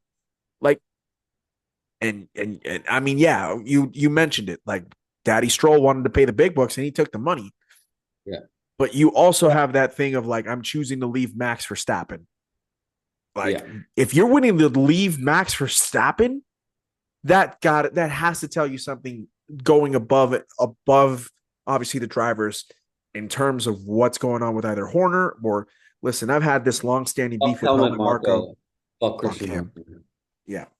Like, I don't think, Helmut Marko was quoted as saying it was embarrassing that Isaac Hadjar was crying after his I've never wanted to punch a dude so much in the fuck, face. bro. Yeah. Like, he's an old dinosaur that has no business being around anymore. And I would Well, love he's him. just he's off the mark on so many things. It's not, I'm not going to say he's washed, but like, I'll tell you this: Helmut Marko only still has a job because he discovered Max Verstappen. That's the only reason why. And I mean, yeah, that's a good enough reason to, I guess, kind of keep your job, because Max Verstappen has proven that he's one of the best drivers of his generation, period, bar none, and he's entering the conversation for top 5 all time. But at I mean, some point, yeah, I mean, at some point, I don't know, like, he is, to me, there's a word that I'm looking for. It's more than just being off the mark. He just doesn't get it anymore. He just doesn't get it anymore. And I think it's detrimental to the Red. I really believe that it's detrimental to the Red Bull racing program as a whole. I really, really, Yeah, really I do. mean, I think he's part of the old guard that sees in black and white and sees, you're fast or slow, you're strong or you're weak, and doesn't see the nuance in anything. But yeah, I can't wait for Helmut Marko to fuck off. To Um, the etherness of the nothingness. yeah, yeah. And I pretty much feel the same way about Christian Horner. Yeah. But um, it's not about them at the end of the day. It's about the guys that get into these cars and you know, do the thing. Right. And so that's why I'm stoked for Yuki. Like, regardless of how I feel about Red Bull as like an organization, I think it's awesome that he's finally being given the chance to like do it. Right. And again, it also bodes well to the fact that even with a car that is not anywhere up to snuff of the last 3 to 4 years, Max Verstappen is still somehow in the thick of it. And you wonder to yourself, like, how? How are you doing this? You know what I mean? Like, and it goes to show that legitimately, even though I'm a Lewis guy, right now, Max Verstappen's still the best driver on the grid. And it's just it's a thing that you can't deny. Um, I want to ask you something here, brother, as we go ahead and start to wrap it on up. And I'll say that we'll probably wrap it on up because it's getting late up in NYC, and I got respect for you wanting to have spend time I with got me and all nothing that. to do, so don't worry My about man, I appreciate you, appreciate you. But you are a photographer and videographer by trade. You are an it. artist, clearly to me, and I got a lot of respect for that as someone who does a media outlet like this. You've got your YouTube channel, but that's more of a passion product. What you actually do is the photography and the videography and all that good stuff. And we see a lot of like car debuts, Cooper, where the photography is not up to par or snuff to what it used to be back in the day. Do you like the use of more AI that a lot of these car brands are using for their debuts? How do you feel about that as someone who really puts a lot of time into effort to go ahead and make something look as beautiful and natural simultaneously? Does that make sense? Or actually, let me ask this. Am I off the mark on that assessment? No, no, no, no. I mean, I consider myself as more of like a documentarian, I where love that. when I shoot anything, I like to put a car in an environment. I like to make it about the moment and about the Telling a everything that's, story. it's not just the car. I am not the polished, and I'm not going to say any names because it's not about who does what well and whatever, but like I don't spend hours and hours and hours retouching smoke or whatever into my images and like, you know, sometimes I'll do a light painting or whatever and I'll blend a couple exposures or whatever, but like I consider myself much more of a documentarian than I do of an artist, where there's a lot of photographers out there that are fucking artists and they are manipulating and they are doing the most. And I got no beef with them. I think we're different people. Sure. Um, I think that I think it's fair to say that there is a big difference between somebody who takes exceptional pictures and then also there's this artistry of being able to go ahead and do something really beautiful when editing. And I think those people um, are equally as talented as one another. You know each what I has mean? their time and place, and everybody's got their own style, and that's how people make it in this business is by being different and like I I've always like looked up to those guys that do the super manicured shit Mhm. because it's never been me, and I'm like, damn, that's pretty sick. But like if if your photos or whatever are a voice, that's not mine.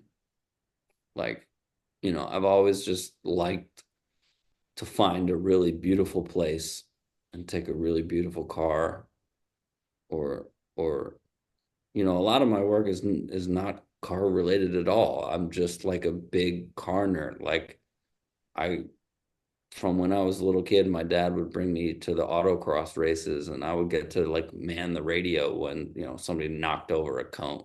Like car dude through and through. But like a lot of my work is telling stories, and it's, we call it branded content, and like just in general, my business is changing immensely due to AI and all of this shit, and I lament about it all the time. But, you know, I like doing the stuff, whether it's like for Ford or for whoever, where it's you find someone who's really talented, like a mountain climber, and they get to tell their story about how Ford, helps them get where they want to be or something like that. And I get to show somebody like driving on these mountain roads and like doing all this cool shit in their Ford or whatever it is. And that's that's what I like to do. I don't like spending hours in Photoshop creating an image. I like finding an image and and just finding all the things that exist in real life. And maybe you're adding a light, maybe you're manipulating it a little bit, but like mostly it's like documenting. Like this happened at this date and this time and it looked like this. And sure, I like mess around with it a little bit, but like it's not like a complete, there's no like AI backgrounds of fucking fire and lightning and like my thing happened. And I feel like I can um feel good about that, and just make documenting my skill and like finding the story and telling the story and doing all that. And that's what I want to bring to my YouTube thing. Like Mm. I don't want to be a famous YouTuber. It's not like I'm trying to monetize it in any type of way, but like, if anything, it's like I would just want to share the perspective of the nerd who's like, who just kind of is stuck in the way things used to be, and just appreciates the nuance of like what makes life more fun. I love that answer. I love that answer because, and I don't know, that's kind of, well, I've told you the vibe that I get from your YouTube channel and why I've enjoyed every video that you've put out. Um, because I feel like you are speaking for me. And I think anybody who's watching, you know, is probably feeling the exact same way. And I think your background as a documentarian and as a storyteller, essentially, is what really bodes well and lends well to what you do in your craft as a hobby and whatnot. And it's something I appreciate very much. Um, are there any brands out there right now, any car brands, particular manufacturers that you are seeing that their branded content or content, what however you want to describe it, that you feel are going about it the right way, or some of them that you're like that they're going in a way that you're not the biggest fan of? And I'll let you word that however you want, because I obviously don't know how that affects your business in any way, shape, or form, of course. I don't think I'm answering it in the right way, but I feel like of all people, like Hyundai, um, they're listening Hell yeah, they are. and they're making things that like look kind of vintage. And like even if it's electric, they're making them like, I know that they've brought in designers that are ex, I think BMW or Yep. um, but like they actually feel like they're listening to people, and that they're, The end people is in particular, and yeah. anything Hyundai N related, 100%. I'm with you, And then and there's something, Genesis too. yeah, I mean, I like the Genesis a lot, actually. I mean, I have big respect for Porsche making the GT3 Touring and that I think the ST is available in a manual, but like basically anyone who's still in this day and age says we're going to give you a manual, not because it's better, not because it's faster, not because it's anything but because you enjoy it. Mhm. I have big, big respect for them for doing that.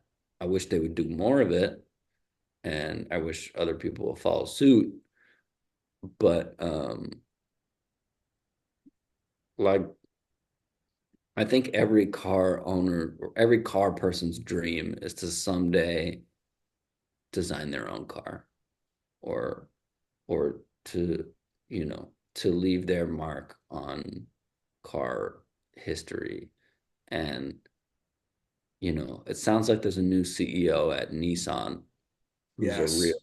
car guy and who loves the Sylvias and wants to bring the Sylvias back and who The loves the moment that he GT. said that he wanted to bring an R36 to the forefront, I was like, we got the right guy. We got the Yeah, right guy. Yeah. yeah. And I feel like we need more CEOs like that who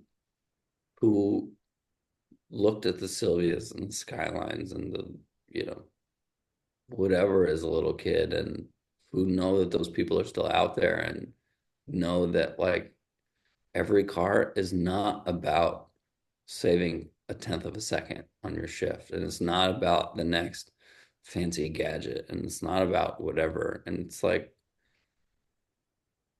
we need more CEOs of these companies that, you know, go make go make the fastest shifting thing in the world. Go nuts. But also give us the option. Yeah. Give us a manual for the people who still want it. And And do I you? think Oh, go ahead. I'll let you finish. I apologize. no. I was just gonna say I think that is gonna be the thing going forwards, that like the companies that are able to like look back and look at the things that we've done the best over time, because soon, you know, we're at this arms race of technology where We it's have like been for a how while much too. faster could they possibly shift? How much Yep. 1,000 horsepower? Like what could they possibly do at this point? And that we're gonna At have what point? At that. what point do we like look at it and be like, "Yo, bro, going under 2 seconds for a 0 to 60 time is actually like not good for the human body." You know what I mean? Or just like, we have electric trucks that do 0 to 60 in 2 seconds now. It's wild, dude. Like I know. 0 to 60 is dead. It's not about 0 to 60 It's anymore. 0 to 100 now. And by the way, No, you can't even go 100 miles an hour because it's you're breaking the law heavily at that rate. it's not how fast you get to 60, it's how you get to 60. Yeah. And it's and I think that's going to be the thing that defines performance brands going forwards, where it's not about numbers anymore, where it's about like pure emotions and feelings and stuff like that. And I think that's going to be what separates the cars we remember from the cars we forget. Oh, I love that. And what I was also wanting to lean towards was because you brought up Porsche and you brought up Hyundai and whatnot. And when I look at when they're showing a brand new car or they're going ahead and telling a story on video and things of that nature, they're still giving me that essence of like, I actually, and they're making me give a fuck about the cars that they're bringing out. Where I sometimes see other car manufacturers and the way that they present their brand new car, and I'm like, I don't really like your messaging, or I don't like your branding, or I don't like Like the new $78,000 base model Bronco. Like, the fuck are we doing? The a 2025 version is like $28,000 more than the base model Bronco from the year before. it's crazy. That is an insane price jump. I don't know. It's just this thing where it's like maybe nobody feels like me, you know? Maybe I'm screaming into a void of people that love paddle shifters and 1,000 horsepower cars and whatever. But like if you've ever driven an S2000, the car has like 220 horsepower and it's so much fun. You drive a Miata, you drive, I don't know, GR86s. a Lotus Elise, Mm-hmm. any of these cars, they are infinitely more fun than a lot of these 800 horsepower hybrid contraption, whatever the fuck, supercars.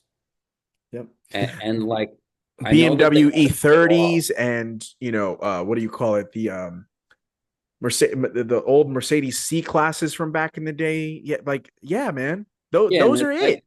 it's hard to measure cars from back in the day to now, Sure, of but course it I is. think I think that we're capable, or these companies are capable of making cars with restraint and saying that it's not about maximum, or at least all of our models are not about maximum horsepower and maximum speed and maximum this and you know blah blah blah blah blah. Like look at the unmeasurable things of a sports car that make people enjoy it, and tailor a car to that, and I think you're more likely to make something iconic than you are chasing numbers and milliseconds and all of the other stuff that it's so clear that we, as like a car society, chase now. Like it's just about beating the next guy to 60 or to 100 or to 200 or to fucking 300 now. And it's like who gives a fuck if your car goes 300 miles an hour? Like literally, who cares? I mean, it's dope, but at the same time, you're never gonna do it. Like that's the thing, you're never going to do it. And if You you could, do it, it'll be like yeah. white knuckled, like I White don't give knuckled, like, a will you fuck. ever have the space? Like, like I'll give you a perfect example, because I see you rocking your watch right now. When Rolex went ahead and made the like Sea Dweller Deep Sea and whatnot, that they made it so they could go ahead and like I think they James Cameron was trying to go ahead and film a documentary. Wasn't he trying to go ahead and get down to like the Mariana Trench or something like that, which is like the deepest part of the ocean? Right. And they made that because it was a regular submariner wasn't gonna crack it. It was breaking. It was stopped functioning. So they had to go ahead and make sure to make a watch that could go ahead and go that deep and continue to work and things of that nature. There is actually a real need, although very niche, a real need regardless ish, right? And mind you, I recognize I'm stretching this for 1 second, right? I Like, is there recognize a that. need for a There's deep sea dweller? No. no, but what, like, did they find the But like, use for it? Yes, yeah, technically. yeah, But is there any use of a car needing to travel at 300 miles an hour? yeah. No. I fully agree with you there that it's like we get to the point that cars are closer to spaceships than they are the cars that they replaced. Which is And wild. like, you look at a Ferrari 250 California and you look at um a SP3 or something, Yeah. and just like, are these the same thing anymore? Like, are we doing the same thing anymore? Like, is it like, can we even, are they both cars at, like, yeah, they got four wheels, but like, there's more tech in a modern Ferrari than what took us to the moon.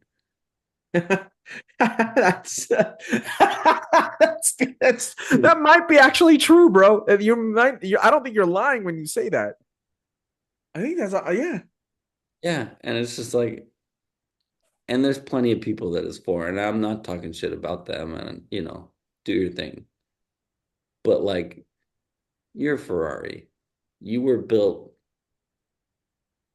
in anger, Mhm. like you were built to make a difference. And I just hate to see them become this commodity. Yeah.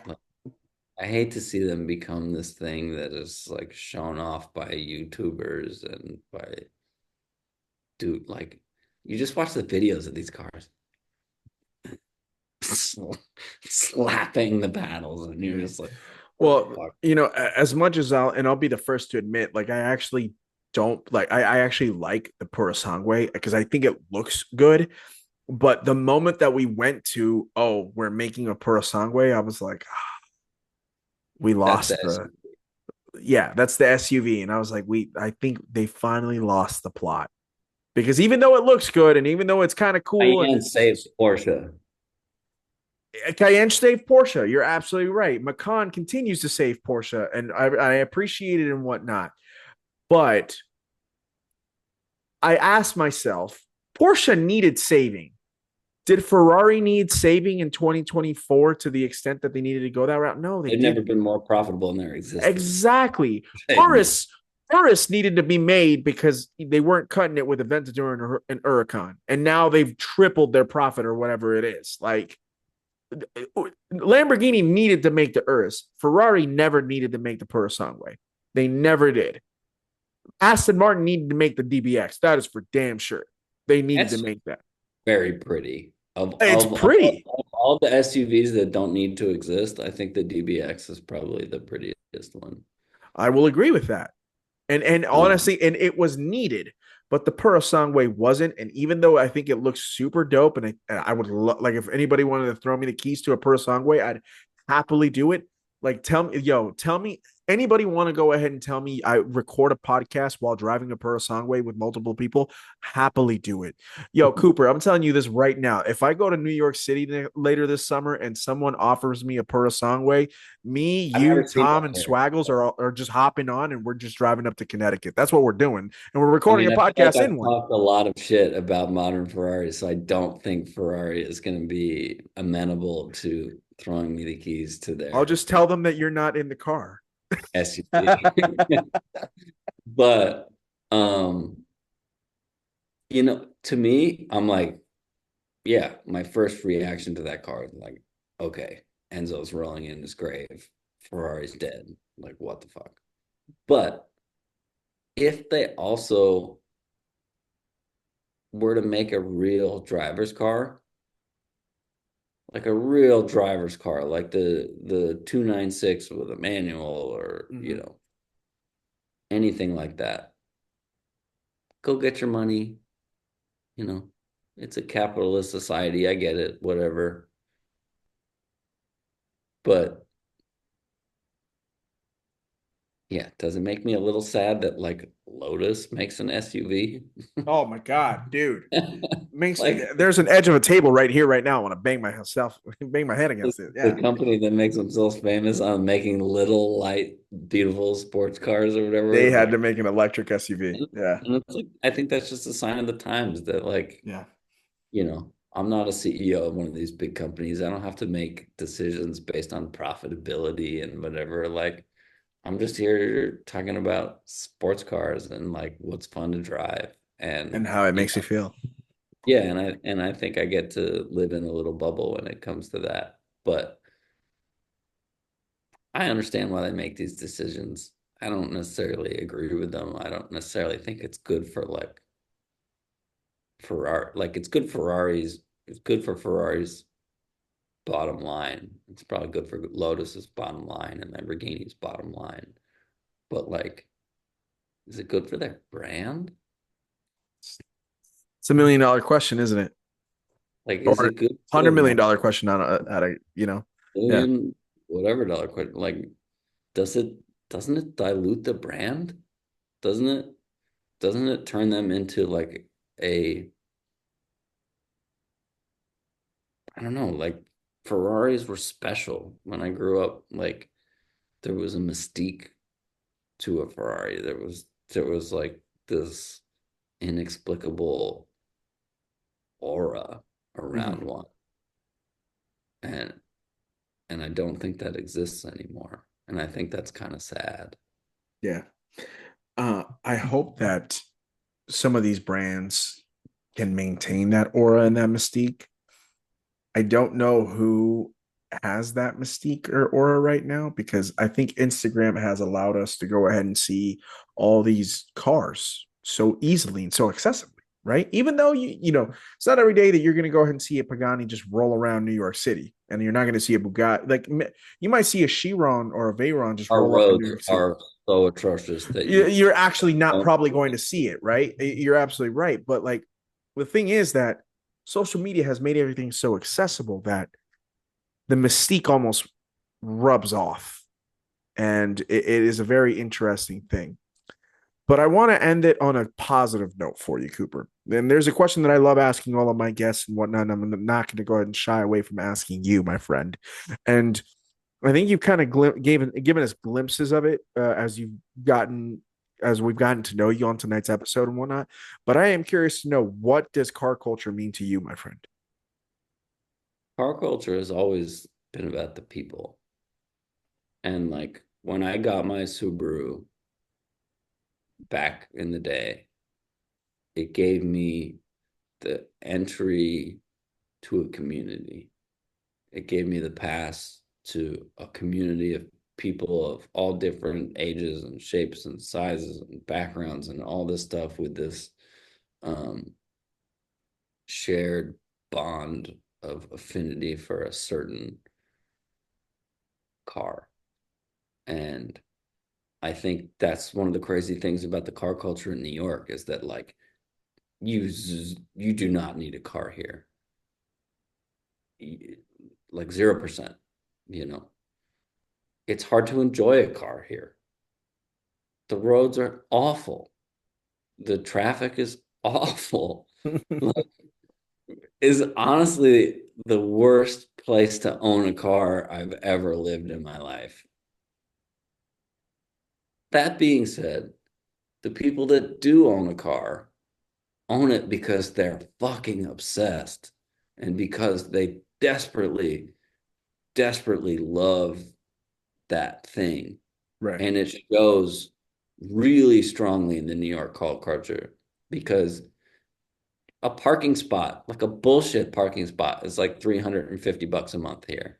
It's The people crazy. who keep their cars in like Hudson Stables and whatever, paying like $1,000 just to park their car. They're paying what people pay for rent in most places just to keep this thing that they love safe. And so to have a car here, even a Honda Civic or a Subaru or whatever, means that you are so deeply and unfortunately afflicted with things that we all love about cars that you're willing to give up a massive part of your life to have that thing in your life and to enjoy it. And I think that's what makes the New York City car culture different. And it took me a really long time to find it. Mhm. I've lived here for 10 years and I think I've only found the car culture and the people the in the last couple years because it's elusive. It's hard to find. It is not just everywhere. You don't just see cool shit floating around like, yeah, cars and coffee and whatever. But like it took me a while to find that. And it took me a while to feel like a part of it. Um, I very, and this isn't even a longer story. I don't know if, but my girlfriend and I bought a 1976 Fiat 124 Spider um, Now we're three cooking. 3 years ago, and it has been in the shop Since since. then,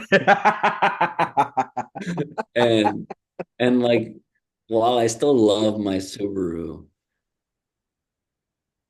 38-year-old me still sees 18-year-old me every time I drive it. And I'm like way too nostalgic and whatever to get rid of it. But like, it's not the thing that I want to be driving now. And so, like, we bought this Fiat because, like, it's designed by Pininfarina. It's Italian. It's manual. It's convertible. It's all of these things that I want.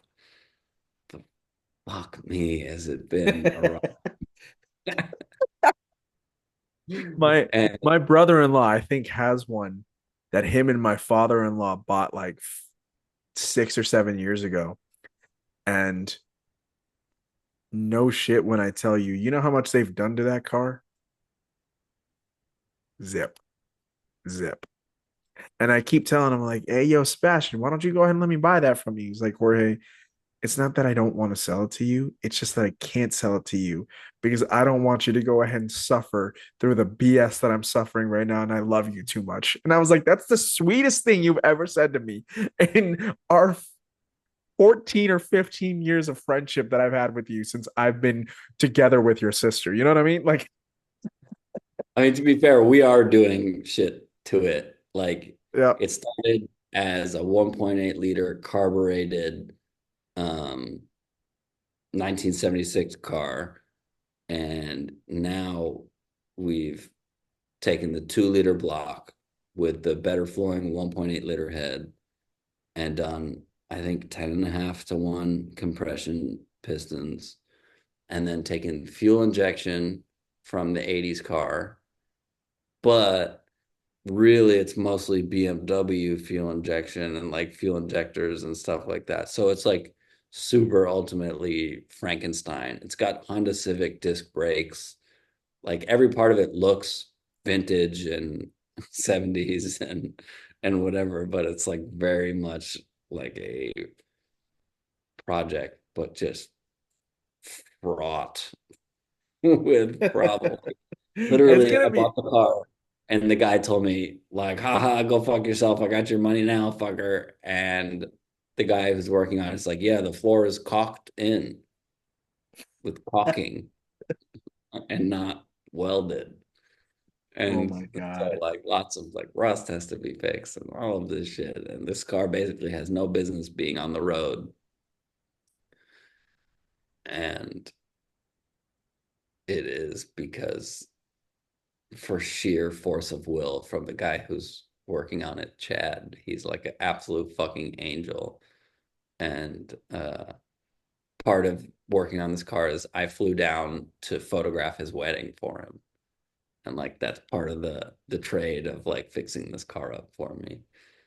And and it's like a car my girlfriend and I have always wanted, and it's now just become this like problem child. It's a We brought nuisance now. Yeah. Like, we live in New York City. We don't have anywhere to park it.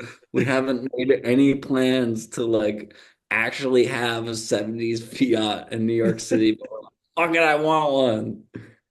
And it's so pretty. Listen, I mean, when it's done, you can worry about where you're going to park it then, whenever yeah, it's done. Yeah. Will it ever be done? Probably not. But at least supposedly this summer for the upcoming Tour de Montauk, it will be done. But that was what I said last summer, and that was what I said the summer before that.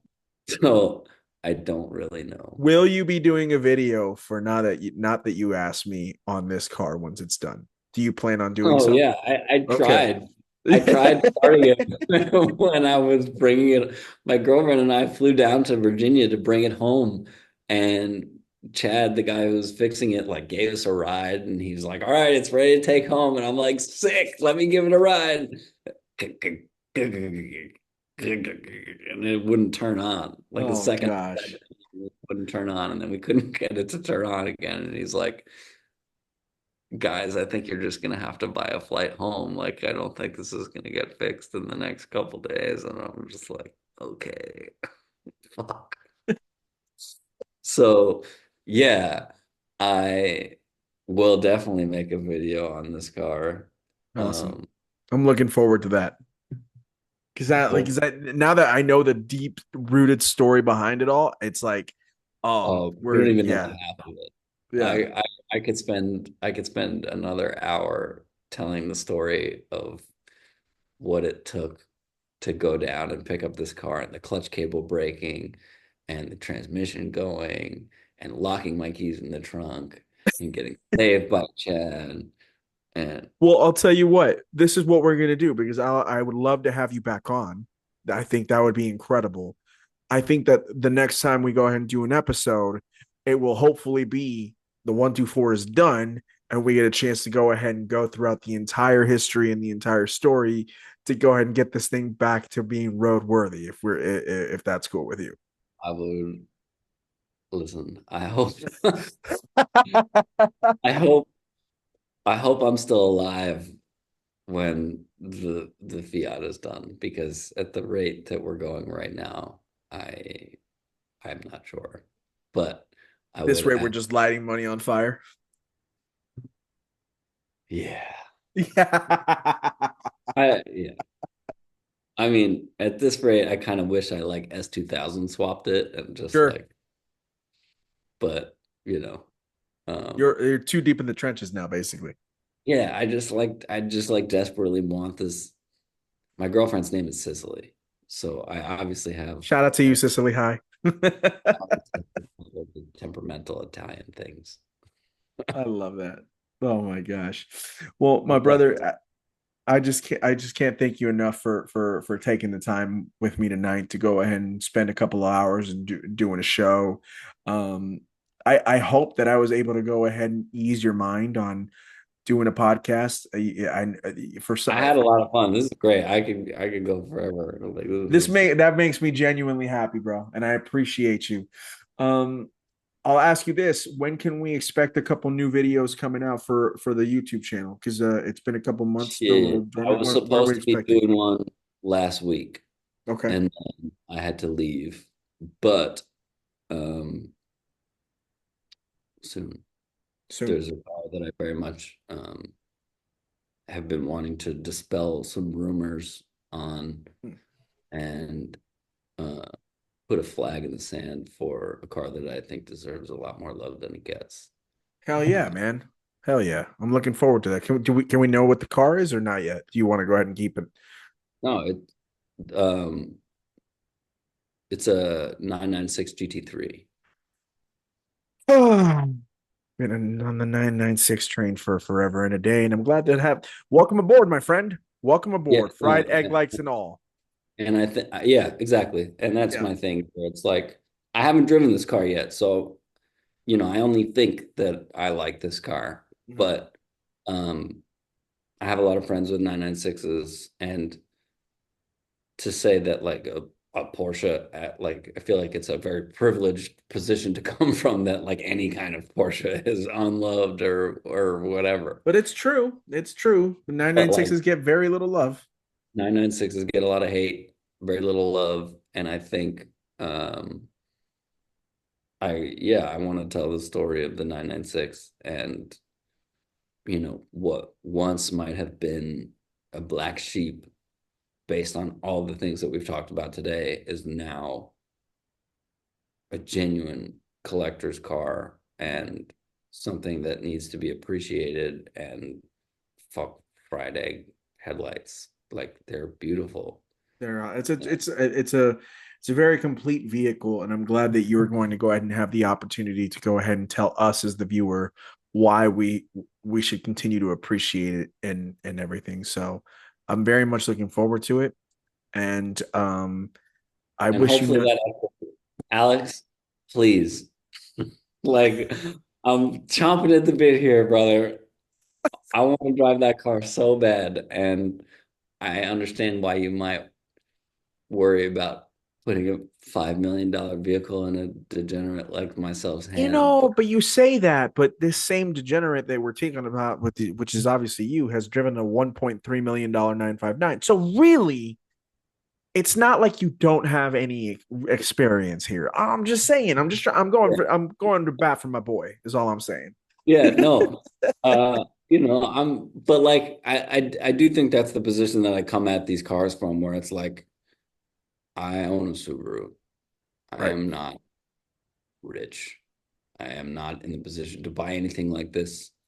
I like to think that I'm coming at it of like the regular car enthusiast person, and giving you my, and like with the 959 video, the car was not what I thought it was going to be. We didn't really talk about that at all, but like, the 959 is the most hyped up Porsche of all time.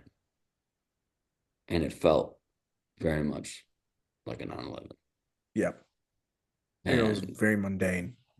no, and I don't want to call it mundane. There was definitely a sense of like occasion to it, but like for a couple Or when you million, compare it to, yeah, when you compare it to an F40 or when you compare it to a yeah. Countach, it's like, whoa. There's a stark contrast, if you will.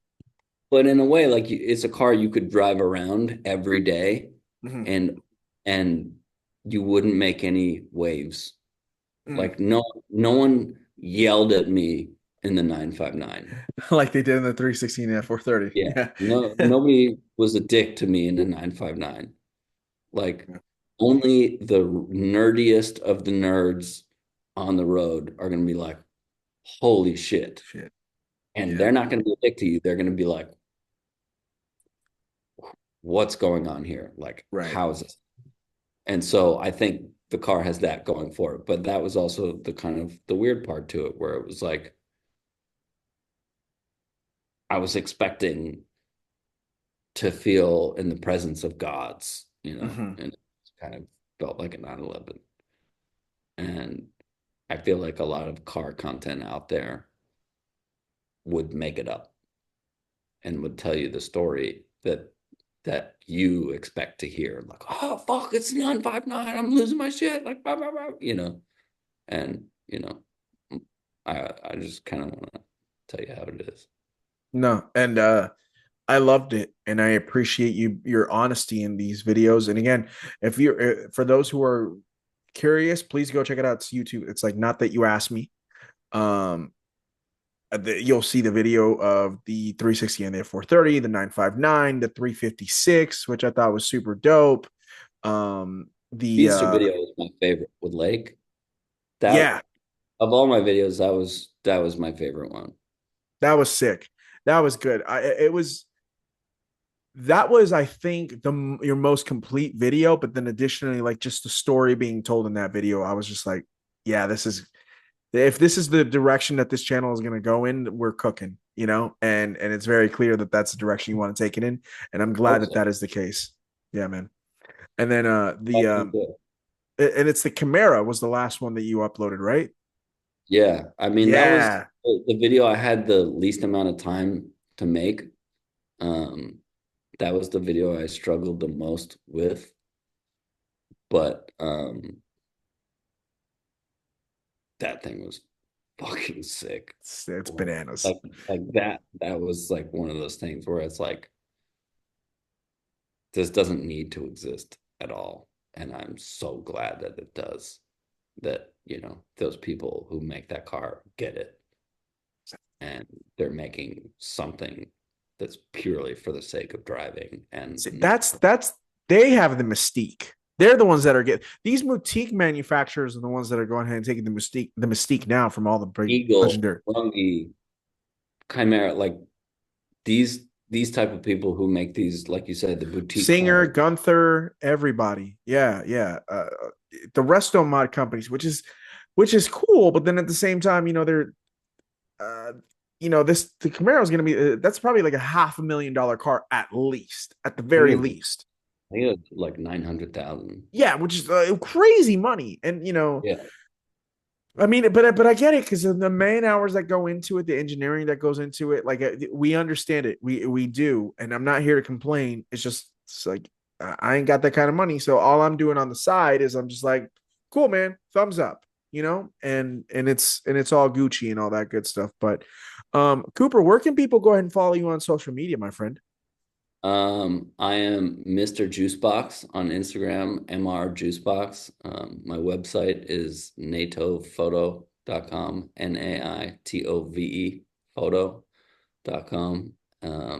Hire me for all your production needs. Are you willing to um, travel all over, not just NYC, right? Obviously, you were out in New Zealand. Obviously, you've done work in other places. 90% of my work is not here. So Yeah, it's generally somewhere else. Um, awesome. so yes. Awesome. Cooper, You're the man. I appreciate you representing us and the enthusiast the way that you do in a lot of your takes and in a lot of your storytelling and everything, man. It's such a treat they finally have had you on, and to continue the great relationships that I'm building up in the NYC area with yourself, with Swaggles, with Tom, with Hootie, Love to have with you out, dude. I got to get out there soon, bro. I got to get out there soon. Go to like a bodega or something, get myself a sandwich or something. You know what I'm saying? Or an NY pizza. That's what it is. We just need to go ahead and do a New York pizza. Yo, so is this really gonna be episode number I'm 141? making it for you. I'm making it 141. Yeah, Dude, 100%. I mean, Yeah, I just the got fact you. that the world came together like that, like 141 is my lucky number, and it has been since I was a little kid. And it's something that I feel follows me around in this like totally inexplicable way. And that's just wild. No, So well, it's honestly my treat, dude. I'm glad that I could go ahead and make that a reality, and I thank you for making it a reality to go ahead and come on the show and continuing to go ahead and do everything that you're doing, man. And I appreciate you. And for anybody else that's listening, again, go follow Cooper. Go check out his website. Go follow him on Instagram, and then most importantly, go ahead and subscribe to the YouTube channel. Right now, we're I think a little over 300 subscribers. Let's get that to 1,000 in the next few months, in the next yeah, few weeks. Let's get it up to monetize a that thousand. shit. Yeah, I mean, once we get to 1,000 subscribers, it's only that's when it starts to really click and stuff like that. So that's where we need to get to. And the Oh, videos have done really well for themselves, like 2,000, 4,000, 7,000 views on some of them and stuff like that. Like that's yeah, pretty like, good considering like how small the four, channel is. like 4 videos or Yeah, whatever. I was impressed that they did that well. yeah. Um, yeah, I mean, they're a shit ton of work. I spent so long editing these videos and like Yeah. trying to come up with the narrative and like do the whole thing. But like, I'm glad you appreciate it, man. Anytime, dude. Anytime. And again, that's why I wanted like you heard it right there, everybody. He puts in that much work into it. All you have to do is just watch it and just trust me, it will be worth your time. So, Cooper, again, it's been an absolute pleasure, man. Please, my regards to your girl Cicely, who is clearly a very big petrol head if she's willing to put up with a 76 No, 1 2. she's a artist, and I'm taking over her art studio right now that so that she can sleep Oh, because then we definitely appreciate her letting you use the space and all that good stuff. And again, regards to our friends up in the New York City area. Shout out to Swaggles and Tom and Hootie, who's up in the Connecticut area, and just all of them. Oh, you know what? Actually, I hope she listens. Victoria Eskew, who's doing her thing up in the New Jersey area, who knows Swaggles as well and whatnot. So big shout out to her as well, who's been on the podcast. But anybody out there, who's repping New York City, I appreciate you. Keep doing your thing because New York is actually very much popping, and I'm glad that you guys are leading a great charge up there. So, um, for anybody who wants to listen to the podcast or watch, you can go ahead and find us on Apple Podcasts and on Spotify. And of course, we will have this video up on our YouTube channel at Tormenting Tarmac. And then you can go ahead and follow us on the Instagram page, which is, of course, at Tormenting Tarmac. As we are trolling along and chugging along, we're getting close to episode 150. So, woohoo! Just trying to go ahead and make it happen. And congratulations, dude. That's thanks, huge. man. That's I say episode 150 in about a year's time, we'll go ahead and be up at 200, and I'll be like, oh my God, what am I doing here? It's crazy. But I am very blessed to have people listen to this podcast and have people like yourself come onto this podcast and continue to push the little podcast that could. So it's a real treat, and I'm very blessed. But you're the man, Wow. Cooper. I appreciate you. And to everybody else that's listening, please have a wonderful rest of your evening. Signing off. This is Jorge Aquino live from Phoenix. It's Tormenting Tarmac, and this is a podcast where the enthusiast never dies. Good night, everybody.